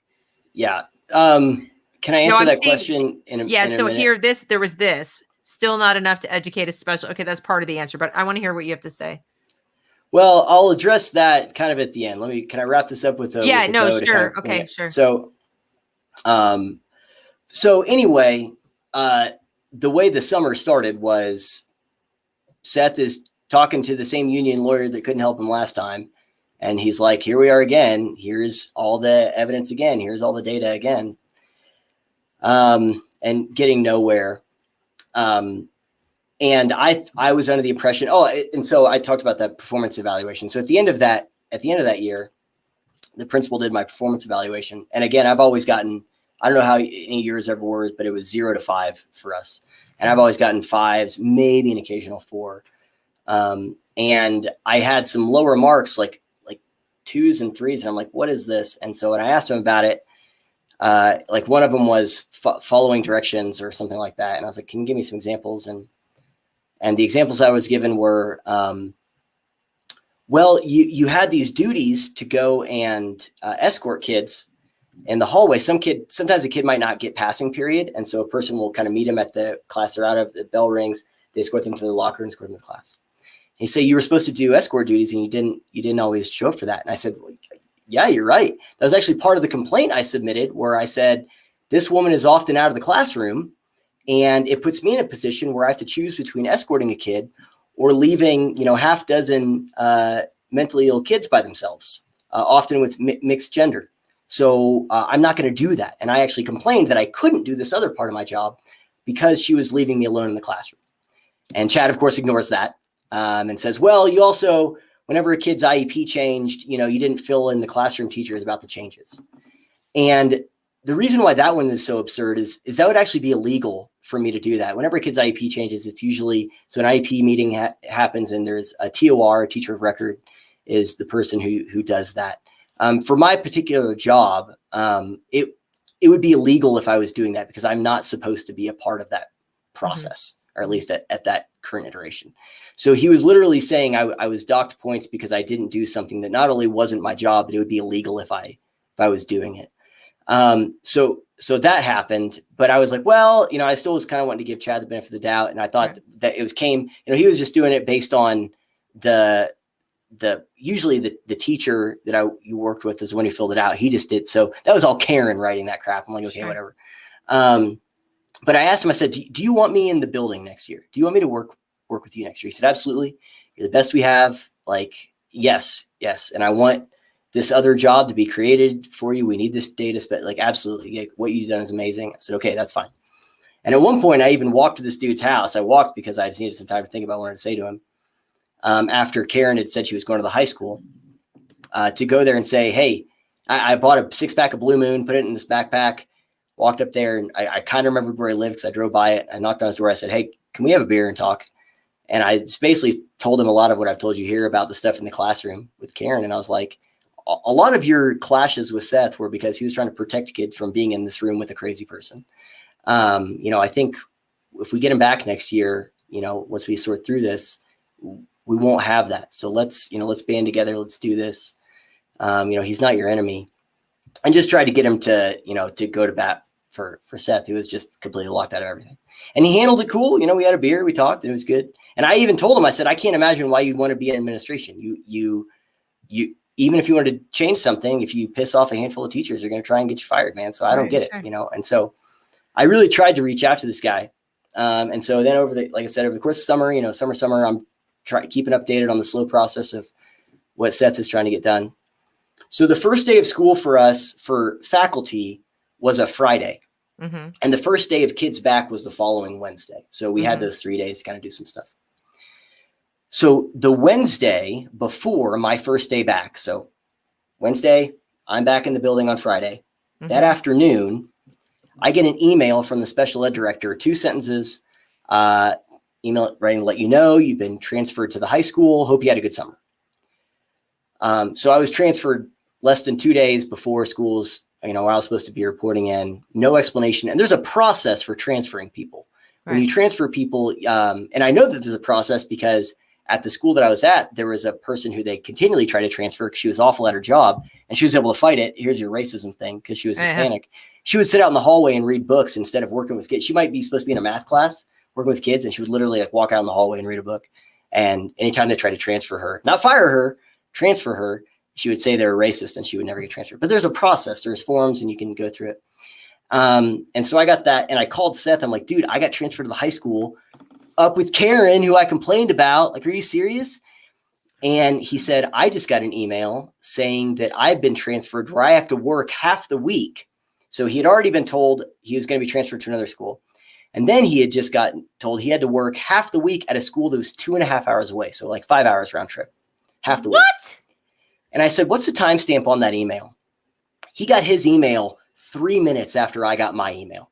So the special ed director just sat there and was like, okay, here's the last 2 loose ends, So I got transferred up to the high school, and and again, it's just part of trying to make his life miserable. You have to spend half the week commuting 5 hours round trip to some other school in the middle of nowhere. Just to get him to quit, just to get totally. him to... So I show up at the high school on that Friday, and the first person I run into in the parking lot is Dolores, the good teacher who broke down and she transferred up there. And I said, hey. She's like, hi. And I said, you don't seem surprised to see me. And she's like, well, yeah. I go, when did you find out that I'm going to be here? She's like, I don't know, a couple weeks ago. I said, okay, because I found out less than 48 hours ago that I'm going to be here. She's like, what? I'm like, yeah, this is my banishment. I'm being exiled right now.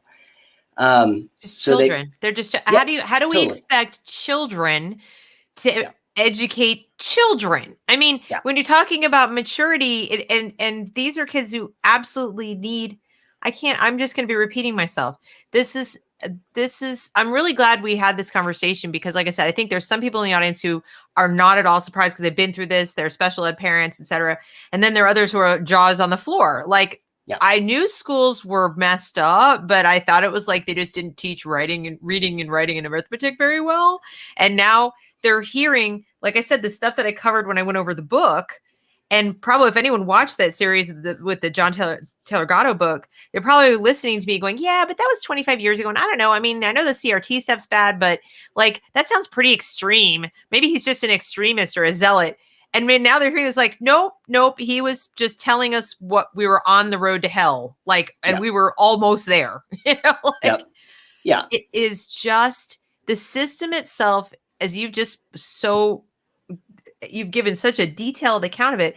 The system is not designed to educate. I don't No. even think it's designed to school. It sounds more like a warehouse, like a combination prison, like warehouse style childcare facility staffed by the least accomplished, most immature people, and yourself excluded, of course, but the occasional, let's say 1 out of 50 people, it sounds like, has their head screwed Yep. on straight, and they're going to be rapidly driven insane or pushed out or scapegoated or canceled or something if they Totally. and so this whole thing is like this self-contained little bubble of dysfunction. Yep. And then we wonder, why is society so dysfunctional? Gosh, I can't imagine. Yeah.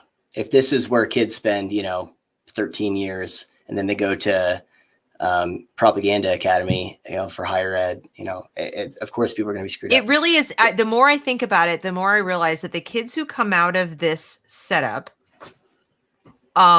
reasonably, mentally well, having accomplished in a very real sense, like that the grades actually mean something on, not Yep. just on paper. They go on to college and they go on and become a good doctor or a good somebody, and they're like a decent person, that individual is a unicorn. I mean, like that person is in spite of, like that everything Yep. they are, they did it in spite of, or they must have had massive intervention from parents, or they just were that type of person that was like, have you ever Yep. seen, like they've made them in movies or animated situations where there's like everything is burning and going on. Then there's this one little thing going do do do do do do. This is like fine. This is fine. Dog. Exactly. They feel like there's that one person is just like da da da da. And they're going through it, but that's like not most people.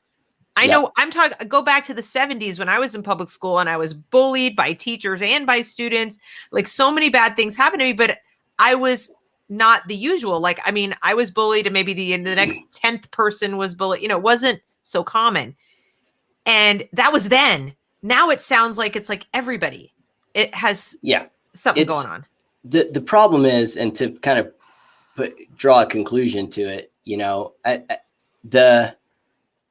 the problem is that all of the things that are pathological are the norm. They are the default setting of this. So the way it concluded for me was I was, already kind of on the fence about it when I thought I was going to be back in the program with the kids that I had worked with before. Because, part of why I'm, good at my job, I'm not good at a lot of things, but why I was good at that job is because I understood a lot of those kids. Like I understand abuse. I understand being angry all the time. I understand all that because I lived it whenever I was their age. And so I was able to connect with them. Karen openly admitted to having resentment towards me because kids made me their person that I was like, and I was harsh with them and stuff, and so that is creepy. You're like competing with somebody for the attention of a child. Ew. And it's like, okay, well, I'm pretty rigid with these guys. So, I just care about their success. I'm not trying to make them my best friend. But anyway, and so for me, it worked out that whenever I was at the high school, another really good person that transferred up there, because like I don't want to work with Chad anymore, my office was right next to hers. And so I filled her in on everything that happened. And she's like, that sounds a lot like retaliation. And so I started looking into that. And I told Seth, I'm like, have you used the retaliation angle in talking to the district? And he wrote one email about, how they had tried to send him out into the middle of nowhere for half the week. And he said, this, because the way they told him that, they said, as you'll be spending half the week here. And of course, that's how he found out. It wasn't it's like, this is us telling you. But, and he responded, this sounds a lot like retaliation. Yeah. And they said, oh, so sorry that you don't want to go help those people, but yeah, you don't have to go out there if you don't want to, so they immediately backed off. So they knew what they were doing. But anyway, I was already on the fence about, whether or not. So for me, a couple of years ago, I was in a car wreck and I don't have a spleen anymore. Oh my God. They had to take that out because I was going to bleed to death otherwise. But the spleen is an important part of your immune system. So I'm definitionally immunocompromised. And so as such, I had the option to work remotely. And I was on the fence about it. If I thought I was going to be able to go back to the middle school, and again, this is July, August, when we don't really know as much as we know now, I was like, if I can go back to and work with those kids, I think I want to find a way to make it work. But I was pretty nervous about just my immune system at the time. And then whenever they moved into the high school, I'm like, okay, yeah, I'm requesting a transfer. I want to work remotely. And so but fortunately I found out that, even though they had all summer to figure this out, they didn't have any of it worked out. They were still working out schedules 2 days, 1 day before classes started. I'm like, this is insane. We had more than a summer's break to figure this stuff out. Anyway, which is another thing in education. The time mismanagement and allocation is one of the grossest things you'll ever see. But I found that wasted time. Oh yeah. But I found that there was going to be one person handling all of the virtual stuff for the entire high school. And she's like, yeah, this is going to be overwhelming. And I said, I'd love to help you. Mm-hmm. So the HR lady was like, what are some things you could do when I requested the remote transfer? And I got the note from my doctor and everything. And so I talked to some people and they were like, yeah, I think this would work. Let's do this. And then the HR lady never got back to me. And then it's coming up on the first day of kids in the building. And I'm like, I'm not going to be here. I'm going to take a sick day. I'm not doing this. Okay. I've requested this. This is what I'm supposed to be able to do. And the principal's like, yeah, I haven't heard anything back either. Well, it turns out the HR lady quit. She quit. So just like literally the day before school started, she quit. So the superintendent, the one who had threatened Seth's job, reaches out to me and he's like, hey, I'm trying to figure this stuff out. Of course, I had to take like 4 sick days. I was reimbursed for it, but he's like, so fill me in on what's going on. And I told him, and I sent him all the emails of like, okay, they said I could do this. There's a need here. Yeah, let's do it. There are kids that went up from the high school that I worked with the previous year that were going to be working virtually. So I had a natural connection with them. And he gets back to me and says, actually, so the need is at this other elementary school. I asked around and that's where they really need help. Only a couple dozen kids between the high school and middle school are working completely remotely, which was an outright lie. It was literally hundreds between the two. They've been lying about those numbers forever. So, but he's like, the need is at this elementary school. And I'll send an email to the principal, but this is where they really need you. I said, okay. So he sends an email to the principal, CCs me on it, and the principal says, okay, I can think of maybe 4 people who could use you. And so he emails them. I get one reply back a couple days later. Yeah, there is one kid, but we already got it sorted out with the parents. Thank you. If I think of anything, I'll let you know. And then I didn't hear anything for 6 weeks. It took them 6 weeks to figure out something for me to do at the place where all the need is, right? So anyway, so that's where it's at. Now I've been doing that and working with my union lawyer, who's the same one that Seth had the previous time, and he's been all right, but we'll see what happens.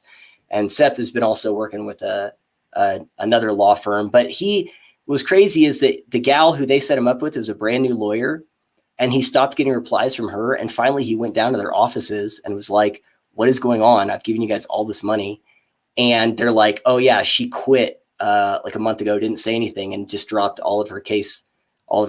And we had no idea. So he's having to start from square one with them. So that's a whole mess.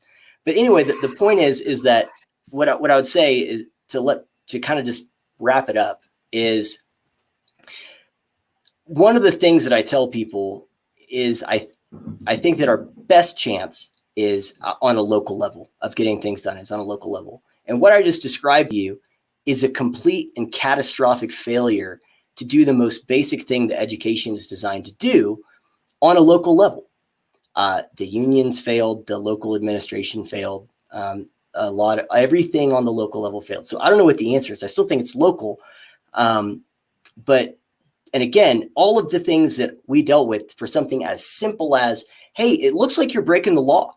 Maybe we should not be breaking the law with what you're doing. Maybe kids shouldn't be in classrooms with people throwing things. These are kids who their home life is pure chaos, and the only respite they have is when they come to school. So why would we put them in another chaotic situation? That seems morally objectionable at the very least. Those basic things have been I haven't been able to accomplish them. Seth has spent about a decade or more, hasn't been able to accomplish them. Continually getting pushback from, because one of the things people don't realize is that whenever it comes to this stuff, the administration, superintendent, whatever, they talk to the district's lawyers. And the problem is that a school district's lawyers are there to represent the district and to make sure the district looks good. The district's lawyers aren't interested in the kids. They're representing their client. And there's so really nobody to represent the kids. Well, and those who are trying to represent the kids have no power to do so. No, they have no power to do No so. leverage. They have a lot of accountability, but they have no power to control anything or even to steer anything. And they tend to be the ones that everybody else's failings get blamed on, and the parents, of course. Yep. You know, it's everybody else but the people who are to blame. And then even the kids themselves get blamed. And I just feel like these kids have no voice. I mean, the part that really bothers me is that I just think of these kids just being like batted around, like, you know, even the people who care about them can't protect them from what's going on. And I think it's heartbreaking. Yeah, it was absolutely heartbreaking. Where was it back here? And here she says, check this out. Yes, we are warehousing kids with child abusers. Yeah. And that's really what it comes down to. So I guess my question for you then would be, when you talk about at the local level, and she says few come out mentally well. When we talk about dealing with it at the local level, what might that look like? I mean, I can't get past the idea that government is a big part of the problem too, because you talk about perverse incentives. It is a conflict of interest in terms of the content, okay, but also in terms of the method, in terms of the structure. It's a complete conflict of interest. If you derive power over other people, okay, out of providing them with things, like like setting up a system they allege that they need, and mandating it, controlling it, conscripting money for them, controlling the money for it, all of it, you have an immense amount of power with almost no accountability. People say, well, you can vote them out. Can you really? Yeah. Can you? I mean, that's increasingly that is a lie. So, and I've said it before on my channel, with the unions, it's so undemocratic. They are watering down your vote. They're disenfranchising you because, again, they're making you the parent and the child, their adversary for, attention from the politicians. So are you really electing the politicians, or is it you're paying the union member to go and elect who they want so they can keep laundering money for the politician? And you're sitting there going, hi, remember me? I'm the one who earns the money to pay for you people to have this giant circle jerk. Excuse my analogy, but I can't think of anything better.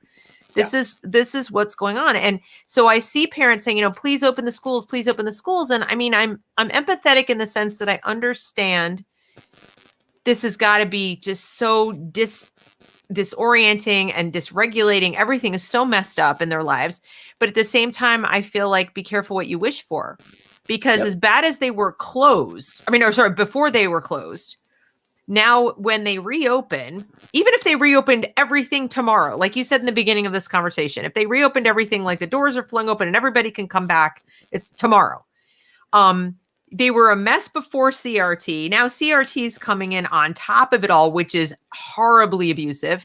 And these problems are going to continue with staff that are now super adversarial. Like they were adversarial before. Now they're like, you're a disease vector, whatever. Like, I mean, you've got, or at least pretending to be, because they can extort more money that way. Naturally. And are these really the people you want to take your traumatized? These children have spent a year in varying degrees of trauma, okay? Like emotional, psychological, whatever.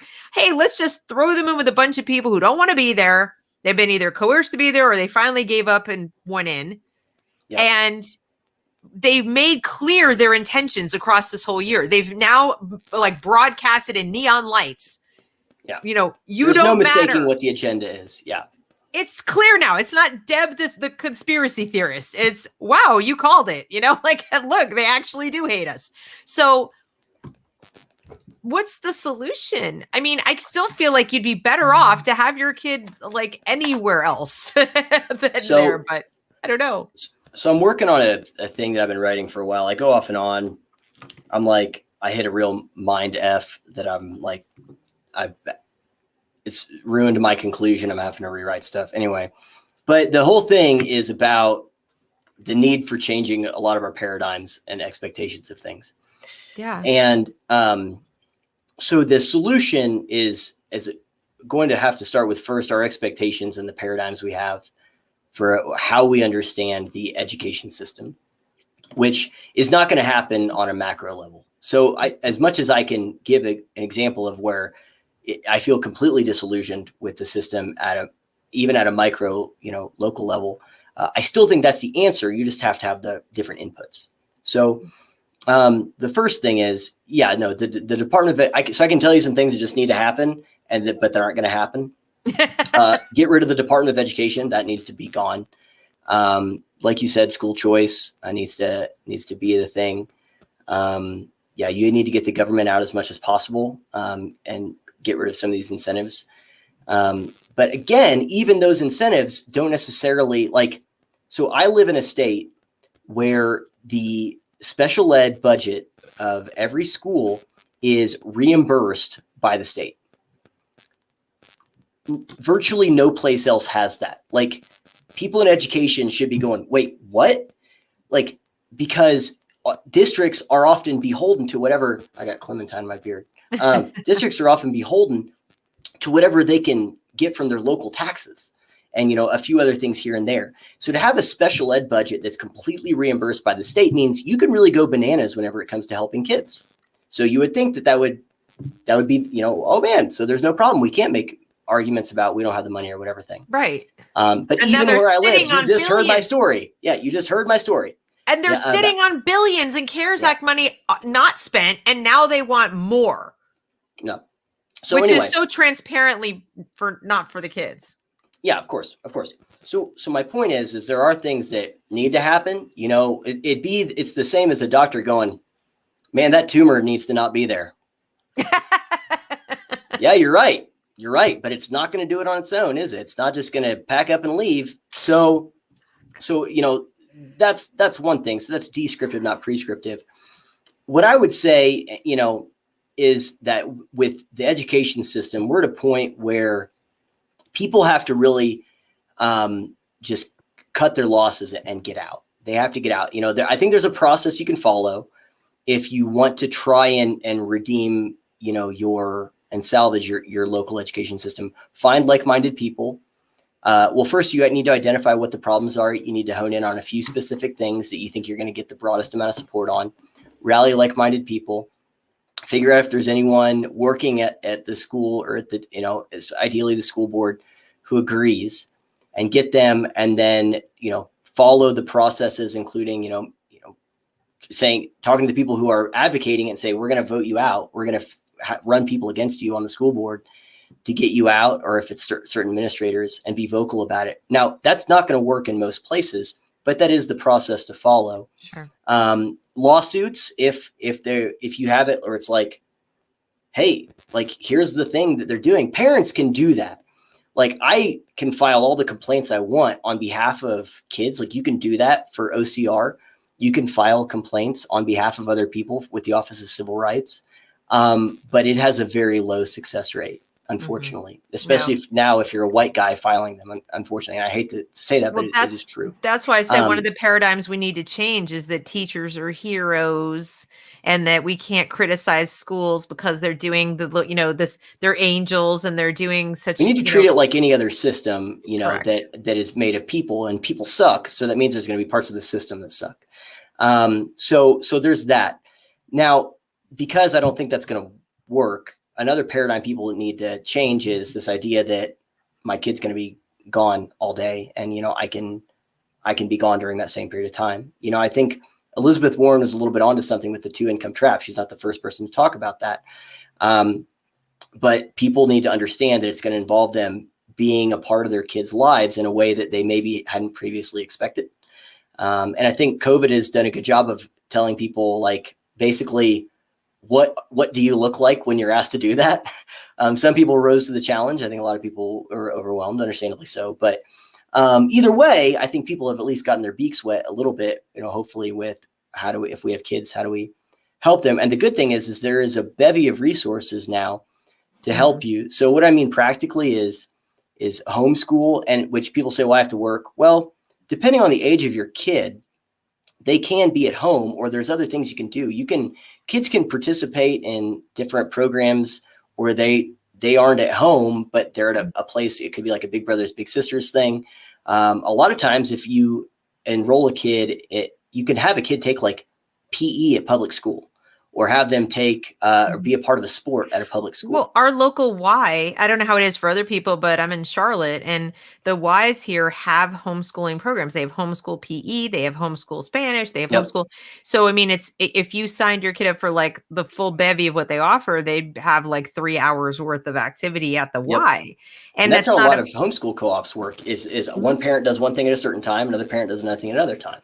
Right. So, sorry, go on. No, I was just going to say that's one of the things I've been trying to do with my channel and my locals group is to help people think outside the box and find customized solutions that they might not have ever thought of, because really what they're describing to me is a childcare problem. They're describing, and again, with special ed, it's very different. You need expertise, you need dollars. The expertise is expensive and you need the money, for the expertise.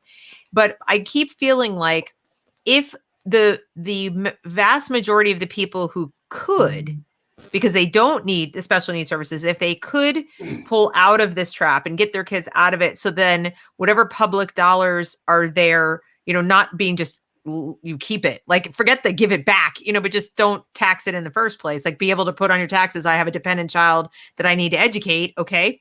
But have an extra, like we have earned income credit, or have something for those folks who have, my child has a bona fide disability, or they have a behavioral issue, or they have a mental illness, a diagnosis, whatever. We have Americans with Disabilities Act. There's got to be some legal parameters to put around it that could say, okay, you're the ones who get the dollar, like the actual dollars out of a pot, as opposed to, those parents are just going to keep their taxes. And then some people say, well, but not everybody pays enough taxes that they would have it back, whatever. Okay, so make an income threshold. There are ways to solve this. And I keep thinking if you opened it up to the private sector, and the private sector, could deliver services better and compete with each other for being able to do it effectively. So not just to kiss people's butts, but actually do it effectively. And then government could say, okay, look, you're on your own, you're competing. We're going to tell you how to do what you do. You're going to do what you do. But if you voluntarily designate X amount of seats to people of low income, or designate, whatever, that's how you're going to earn your tax exempt status. Or that's how you're going to earn, something from us, not necessarily dollars, but like, the tax exempt thing is what I'm thinking about, rather than just automatically being a nonprofit because you're a school. Go ahead and be a for-profit school. Go ahead. You'll be very efficient and cost effective. But if you would like to do it on a tax exempt basis, then you're going to have to serve the community. And here are ways you can do that. Then maybe, and then you charge the other people accordingly and so forth, so that I think people would be more inclined to voluntarily help and voluntarily contribute and pay more. Like I pay more for my kid so that somebody else has a reduced tuition, when we have more autonomy. When the government isn't controlling it and saying, and that's effectively what homeschool co-ops and pods are. People pick up the slack. One person says, I've got to work. I'm a single parent, but I'll tell you what, I work in a restaurant. I can donate, the juice boxes or some beverages or something, and to you guys, if you can keep my kid with your kids, and then the people who don't have to work, they have that child with them. And you can vet them, and maybe they're your neighbors, maybe your friends. But I think we need to get back to looking at building custom communities, like rebuilding, really. Yeah. Because community was decimated with the 2-income trap and mobility of people around the country. And we need to go back to thinking about, I've got to go out there and I'm going to have to build my community back up again, so that I have people who I trust that could watch my kids. Yeah. With sadly, their kids. That is, kind of the main thing that I think about a lot, in that, the answer is localities. Unfortunately, I'm not a big fan of what I think the implications are going to be, because I do think people are going to migrate along ideological lines.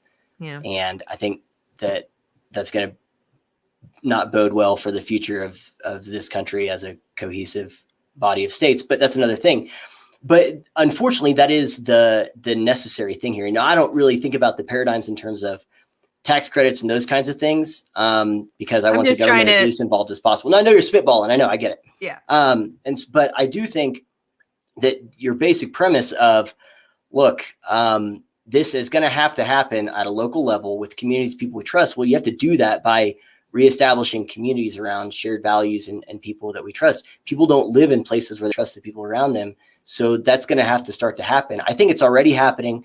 I think, again, one of the things with the CRT and also with the gender stuff, people are just going to move. They're going to say, I don't want my daughter, in a locker room with a biological dude, or or competing in track potentially for college scholarship with someone, who has twice the muscle reactiveness as they do. Like, I'm not going to, and the bone density, like, I'm not going to do that. So they'll move to places where that's not going to happen. I think COVID is going to be a part of it as well, where it's like, I don't want my kids to have to, I want more freedom, less freedom, whatever. And the education system is going to play a big role in that. So I think it's going to naturally work itself out. But that's one of the paradigms people have to change, is that, yeah, you might have to move. Yeah, your relationships might change in terms of your social circles. That might change. You might have to, your job dynamics might change a little bit. Right. But the thing is what we consider the norm right now is a very new norm in the greater span of human history. It really is. It really is. And this is an experiment. Really, this past 100 years, it failed. is really an experiment. And really, you could say, starting with the creation of the Department of Education under Carter, and what was that, the 70s? So yeah. And so, you could say, no, 77. Really, this. Sorry. Yeah, it was right before Reagan was in. But and so, yeah, I mean, this is an experiment that's been running for not even a century at this point. I guess maybe a little, or not. Yeah, not even half a century. I meant. And so, as with any experiment, you got to look at the results and say, do we, is this a good thing to keep running? Or, back to here's a macro thing of what I was trying to ask that teacher on a micro level. Do we have a feedback mechanism to tell us if this is a good thing or not? Right. But the problem is that, as we both said here, the perverse incentives, like, it's the rule. So the fact that administration, has these incentives, that's the rule. The fact that the unions are there for the teachers and not the kids, that's the rule. The few people that are there for the kids have no leverage or power. That's the rule. The places where they do affect change are localities. So like I said, there are communities that have done this, where they say, we're done with this school. We're going to vote these people out. We're going to vote these people in, and we're going to make the change. But happens at a community level with enough people that have a fire lit under their ass to do it. And so people are going to have to say, we're going to have to group up and figure this out. It might be digital. Ideally, it's going to be physical. But that's going to be the thing. I don't think there's any other way out of this. What I tell people is, we need to get more uncomfortable. That's what I'm fearing. 100%. No, we do. But in the right kind of ways. There's good discomfort and bad discomfort. A buddy of mine put it like this. He said, there is the pain of discipline and the pain of regret. He said, if I go to the gym and I work out and I'm sore afterwards, that's the pain of discipline. He said, but I don't do that. So I look down and I see my gut at the end of the day, and that's the pain of regret. You can't avoid pain. It's just choosing what kind of pain you're going to have. And so, like you said, I think people need to embrace a certain level of discomfort whenever it comes to that. And what I was saying is that I think that the reality is that, and I think you've heard me say this before, but that our stereotypes about education will probably flip within the next year, or not year, next decade, I think, in that everyone, if you meet someone who's really awkward and doesn't know anything and is maybe a little neurotic and weird, it's going to be public educated. You're going to assume they're public educated and they have an Ivy League degree. And if you meet someone who they knows what they're doing, they have their life put together, they seem like pretty grounded, have some good values, and they know things, you're going to assume that they're probably homeschooled and might be an autodidact, and that they just have the right books and they're able to do it. And that is not a joke that I think that's going to be the case. It is such a tired old trope that, kids who are homeschooled are weird and they're like socially awkward. I'm like, first of all, define social, because when I see these days of teenagers, is this social? Is this, are we interacting now? I mean, they'll say, well, they're interacting, but they have so many friends. Like, how often do they go see the friends? And even when they're with the friends, are they actually speaking, or are they sitting across from each other on their phones, sending each other memes while they're 5 feet away from each other? So if the point of sending your child to a building away from your home all day with adults who, as we've just found out, behave like children, you really want them socialized by other children? So they're going to have adults who behave like children who behave like neurotic children, who are attached to electronic devices. I don't really consider that a socialization I want for my children. I'd rather they hung out at the old folks, the nursing home, at reading stories with someone as their new adoptive grandma, Totally. or something. That would be a much better use of their time, or serving soup at the soup kitchen. That's how you get socialized. Not going out in the community, walking around, mowing lawns. Remember we used to mow lawns? I used to mow lawns. I do. I walked dogs. I mean, we did things. Shoveled snow. Yeah. It's not just a meme, it's reality. And I think we need to go back there, but I also don't think we're uncomfortable enough. I think we've even in this pandemic, for all the people who've suffered grievously, and there have been so many who've suffered financial losses, sort of the people who were working online and stuff like that, they didn't feel it as much. No, not at all. And the one thing I'll say about that is, I used to have a thing I called the Watchman principle, and it was about what was required to bring together two sides that were maybe, at odds with each other. And my point is that the greater the divide between them, the greater the force necessary, the event. And I said it would either have to be a great show of force or a massively destabilizing event. And a lot of people thought COVID was going to do that. And I quickly realized that wasn't the case. And so I changed it to where I said it has to be a massively destabilizing event where you're stacking sandbags next to each other. You have to be next to each other. And to what you're saying, a lot of people rode this thing out. Like, Jeremy Bentham has a really great locals channel. People should check out, Ides of Ideas. And I heard him say, the way people made their sacrifices during COVID was to watch Amazon and Pornhub. That was it. Netflix, as long as they had their Netflix and their DoorDash and their Pornhub, and they were fine. Numbed out. And he's not wrong about that. But every generation has its version of what they think a crisis is. And ours has a new one every 2 weeks. But I think your point is right, that people don't really know what discomfort is. True discomfort is usually a motivating factor for people. And I don't think people have experienced true discomfort. Now, I'm not a big fan of, the whole like Jigsaw from Saw, who's like, you got to make people suffer so that they're or something like that. But there is some truth to that, there's a reason why in the Bible, a lot of times, things that are refining are referred to as like done through a fire or something like that, or as iron sharpens iron. So one man sharpens another, Iron sharpening is a friction based endeavor. It's friction. There's sparks, there's heat, it's messy, there's sweat. But that's how we're typically refined, is through hardship, through true hardship. Same with if you're forging a metal in a fire, gold, you have to heat it up. You have to get it really hot. You have to get it really uncomfortable. And that's when the impurities rise to the surface. You can get them out. But I think, to your point, a lot of people haven't actually experienced that. They think they have. They want other people to believe they have, so they could have the social cred that comes with that. But they haven't really. Yeah. No. And that's part of why I get so angry when I see, like today we went out to eat for early dinner and we were the only people in the restaurant. It was a Chinese dim sum place, and they had this giant TV with CNN on. And CNN, it was on Jake Tapper, and it was really loud. And they had people, it was different lawmakers, and they were doing that hearing about, the 6th of January. And I don't watch news ever. So like, that's as much news as I've seen probably in 6 months was this. I would argue you were not watching news. But. No, I wasn't watching. It was to my back and I could hear it. And I ended up asking, I said, can you turn that down? Like I literally couldn't eat my food because listening to these, you want to talk privilege, listening to these lawmakers shriek into the microphone of, I was so scared. And oh my God. And they're acting like this event that occurred that was over in several hours. Okay. Most people were in there to get a photo op. I hate to belittle it because it was an awful event. Okay. I was disgusted. I didn't approve, but at the same time. We can agree to disagree on that. What?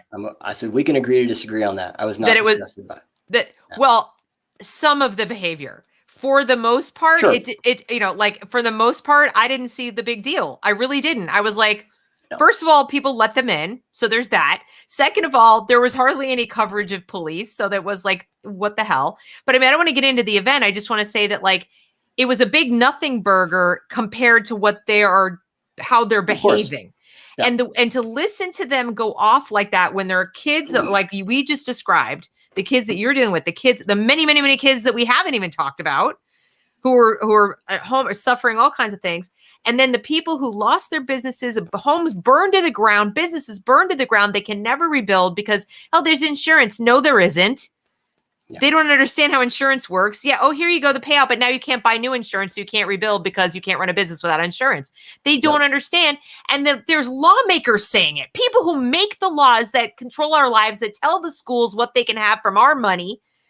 And they're sitting there whining and screaming on the TV. And I literally, my kids had to constrain me. They're like, mom, shut up. And I was like, all right, if you want me to stop talking, we have to tell them to turn that TV down, because I'm going to lose it if I listen to one more pampered little princess sit there and scream on the TV about, I was so scared. Really? You were scared? How do you think these kids felt when they were in school before it happened? And now they're sitting at home.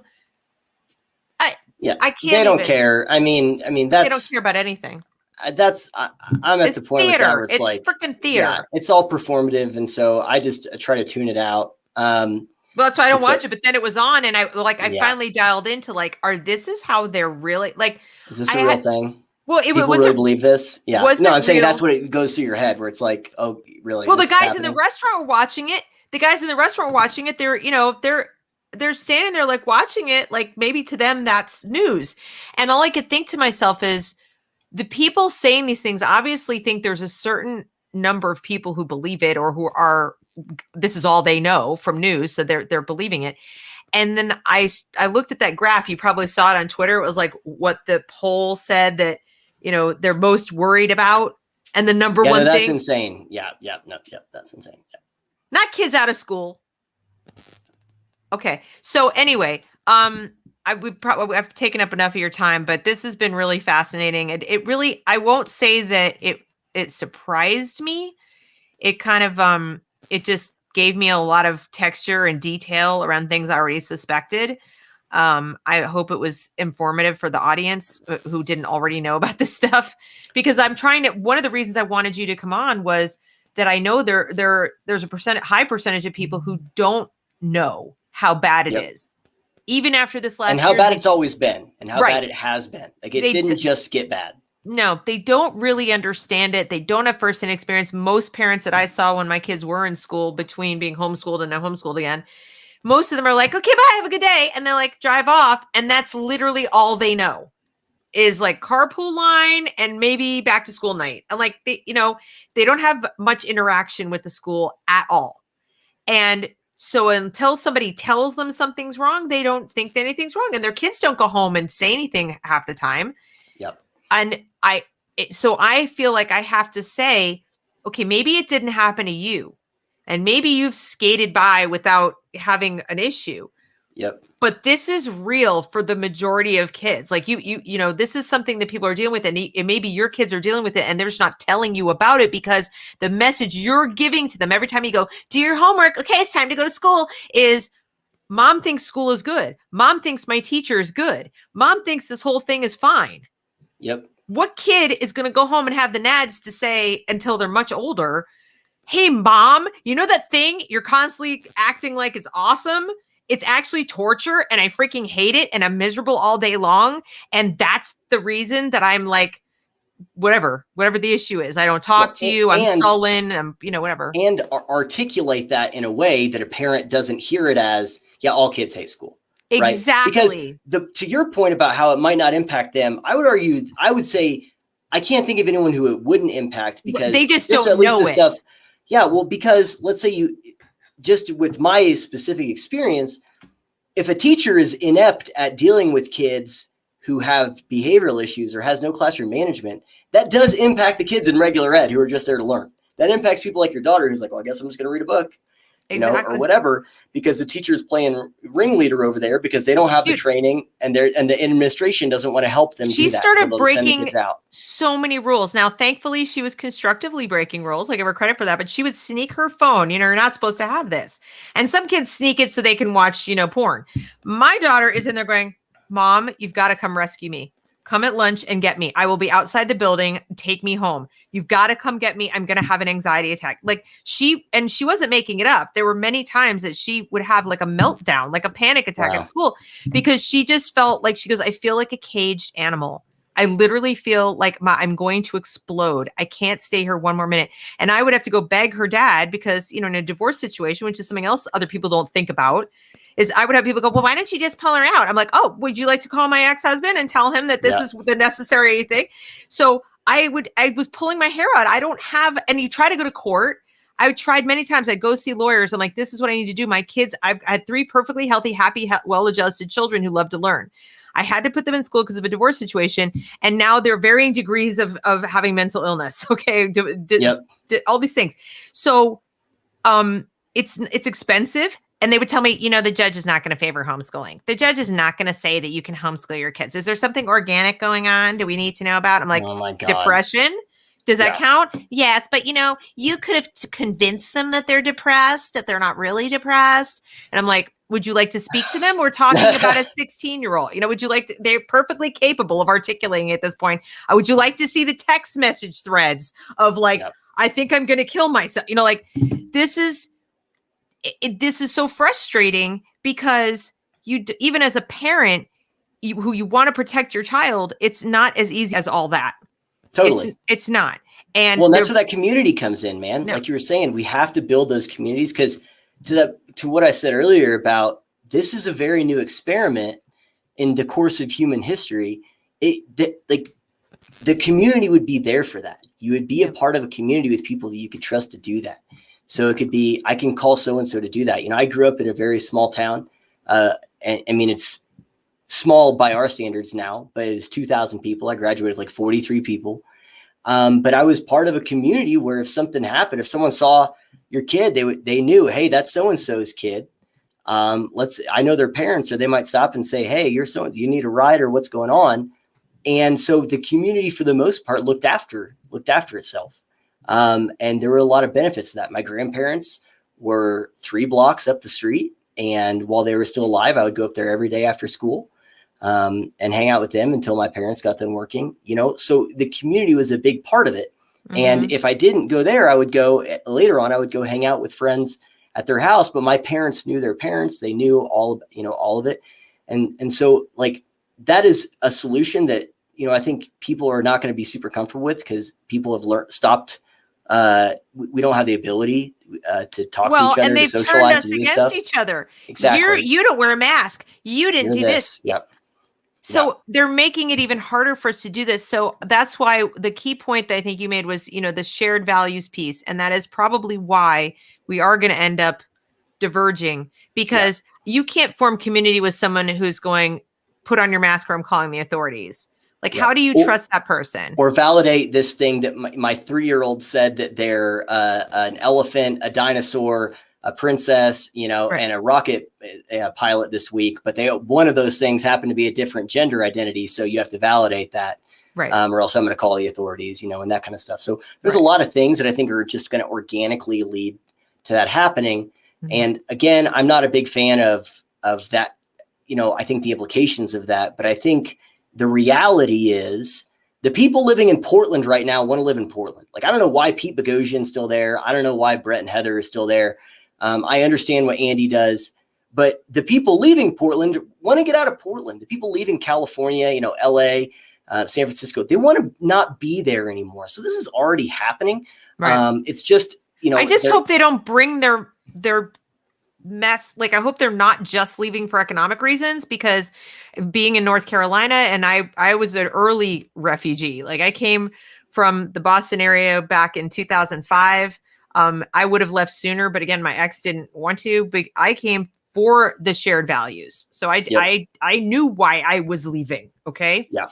And then, here I'm seeing people come now, and you look on Nextdoor and they're like, why is this way? And where can I go to find out about preventing people from owning guns? I mean, like, you're seeing this stuff where they're coming here and they're already going, it's so gunny here. Yeah. Well, and so many people North do this. Carolina, if I'm not mistaken, that's a different, I think people are moving there. Isn't there a bit of a tech boom going on in the Raleigh-Durham area? That's why I'm saying that people are moving for But that's economic. a different thing, than what I'm talking about, like Ben Shapiro saying and taking his whole company and saying, I'm getting the hell out of here. I'm going to Tennessee, I'm out. Yeah. Well, even though he lives in Florida, so I don't really understand. I think the business is in Tennessee, but he's in, anyway. But, Rogan going to Texas, I think he's in Austin. I could be wrong about that. Yeah. I think Ruben's going to leave California soon enough. I think Bridget Fedesi is going to leave. That's what I'm talking about. The people who are going I guess they'd say, well, I want lower taxes, but mostly, you know, a somewhat, this is only maybe a 15% of a joke that I made after the election. As I said, people are going to start looking around, and whenever they're moving, which they're already doing now in large numbers, they're going to jokingly say to themselves, where do I want to be when things go down? Yeah. And it's only going to be part of a joke.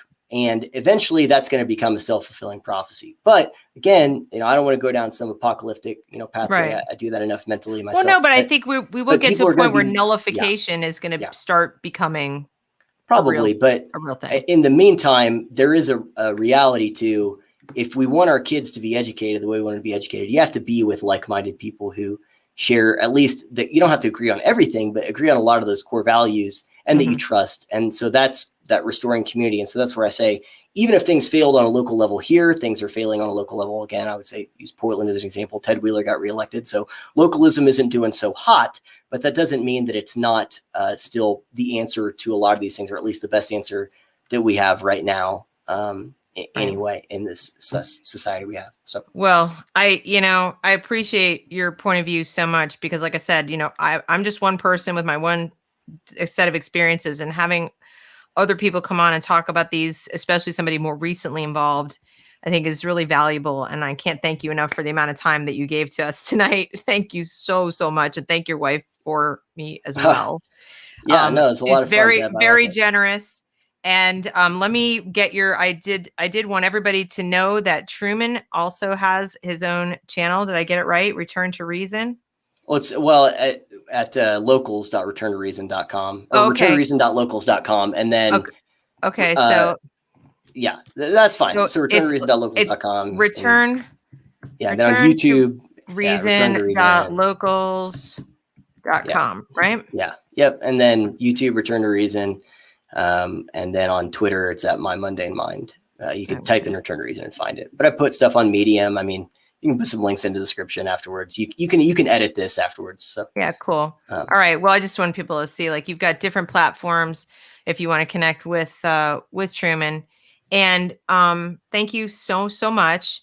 I will be back here live on Saturday. I don't know if you noticed, I'm having that show with Quincy Bingham. That should be interesting. Get his point of view. Cool. And next week with Gabrielle Clark. Curious to hear about how she had oral arguments today. Yep. Very hopeful. Yep. There's just to, say one quick thing about that.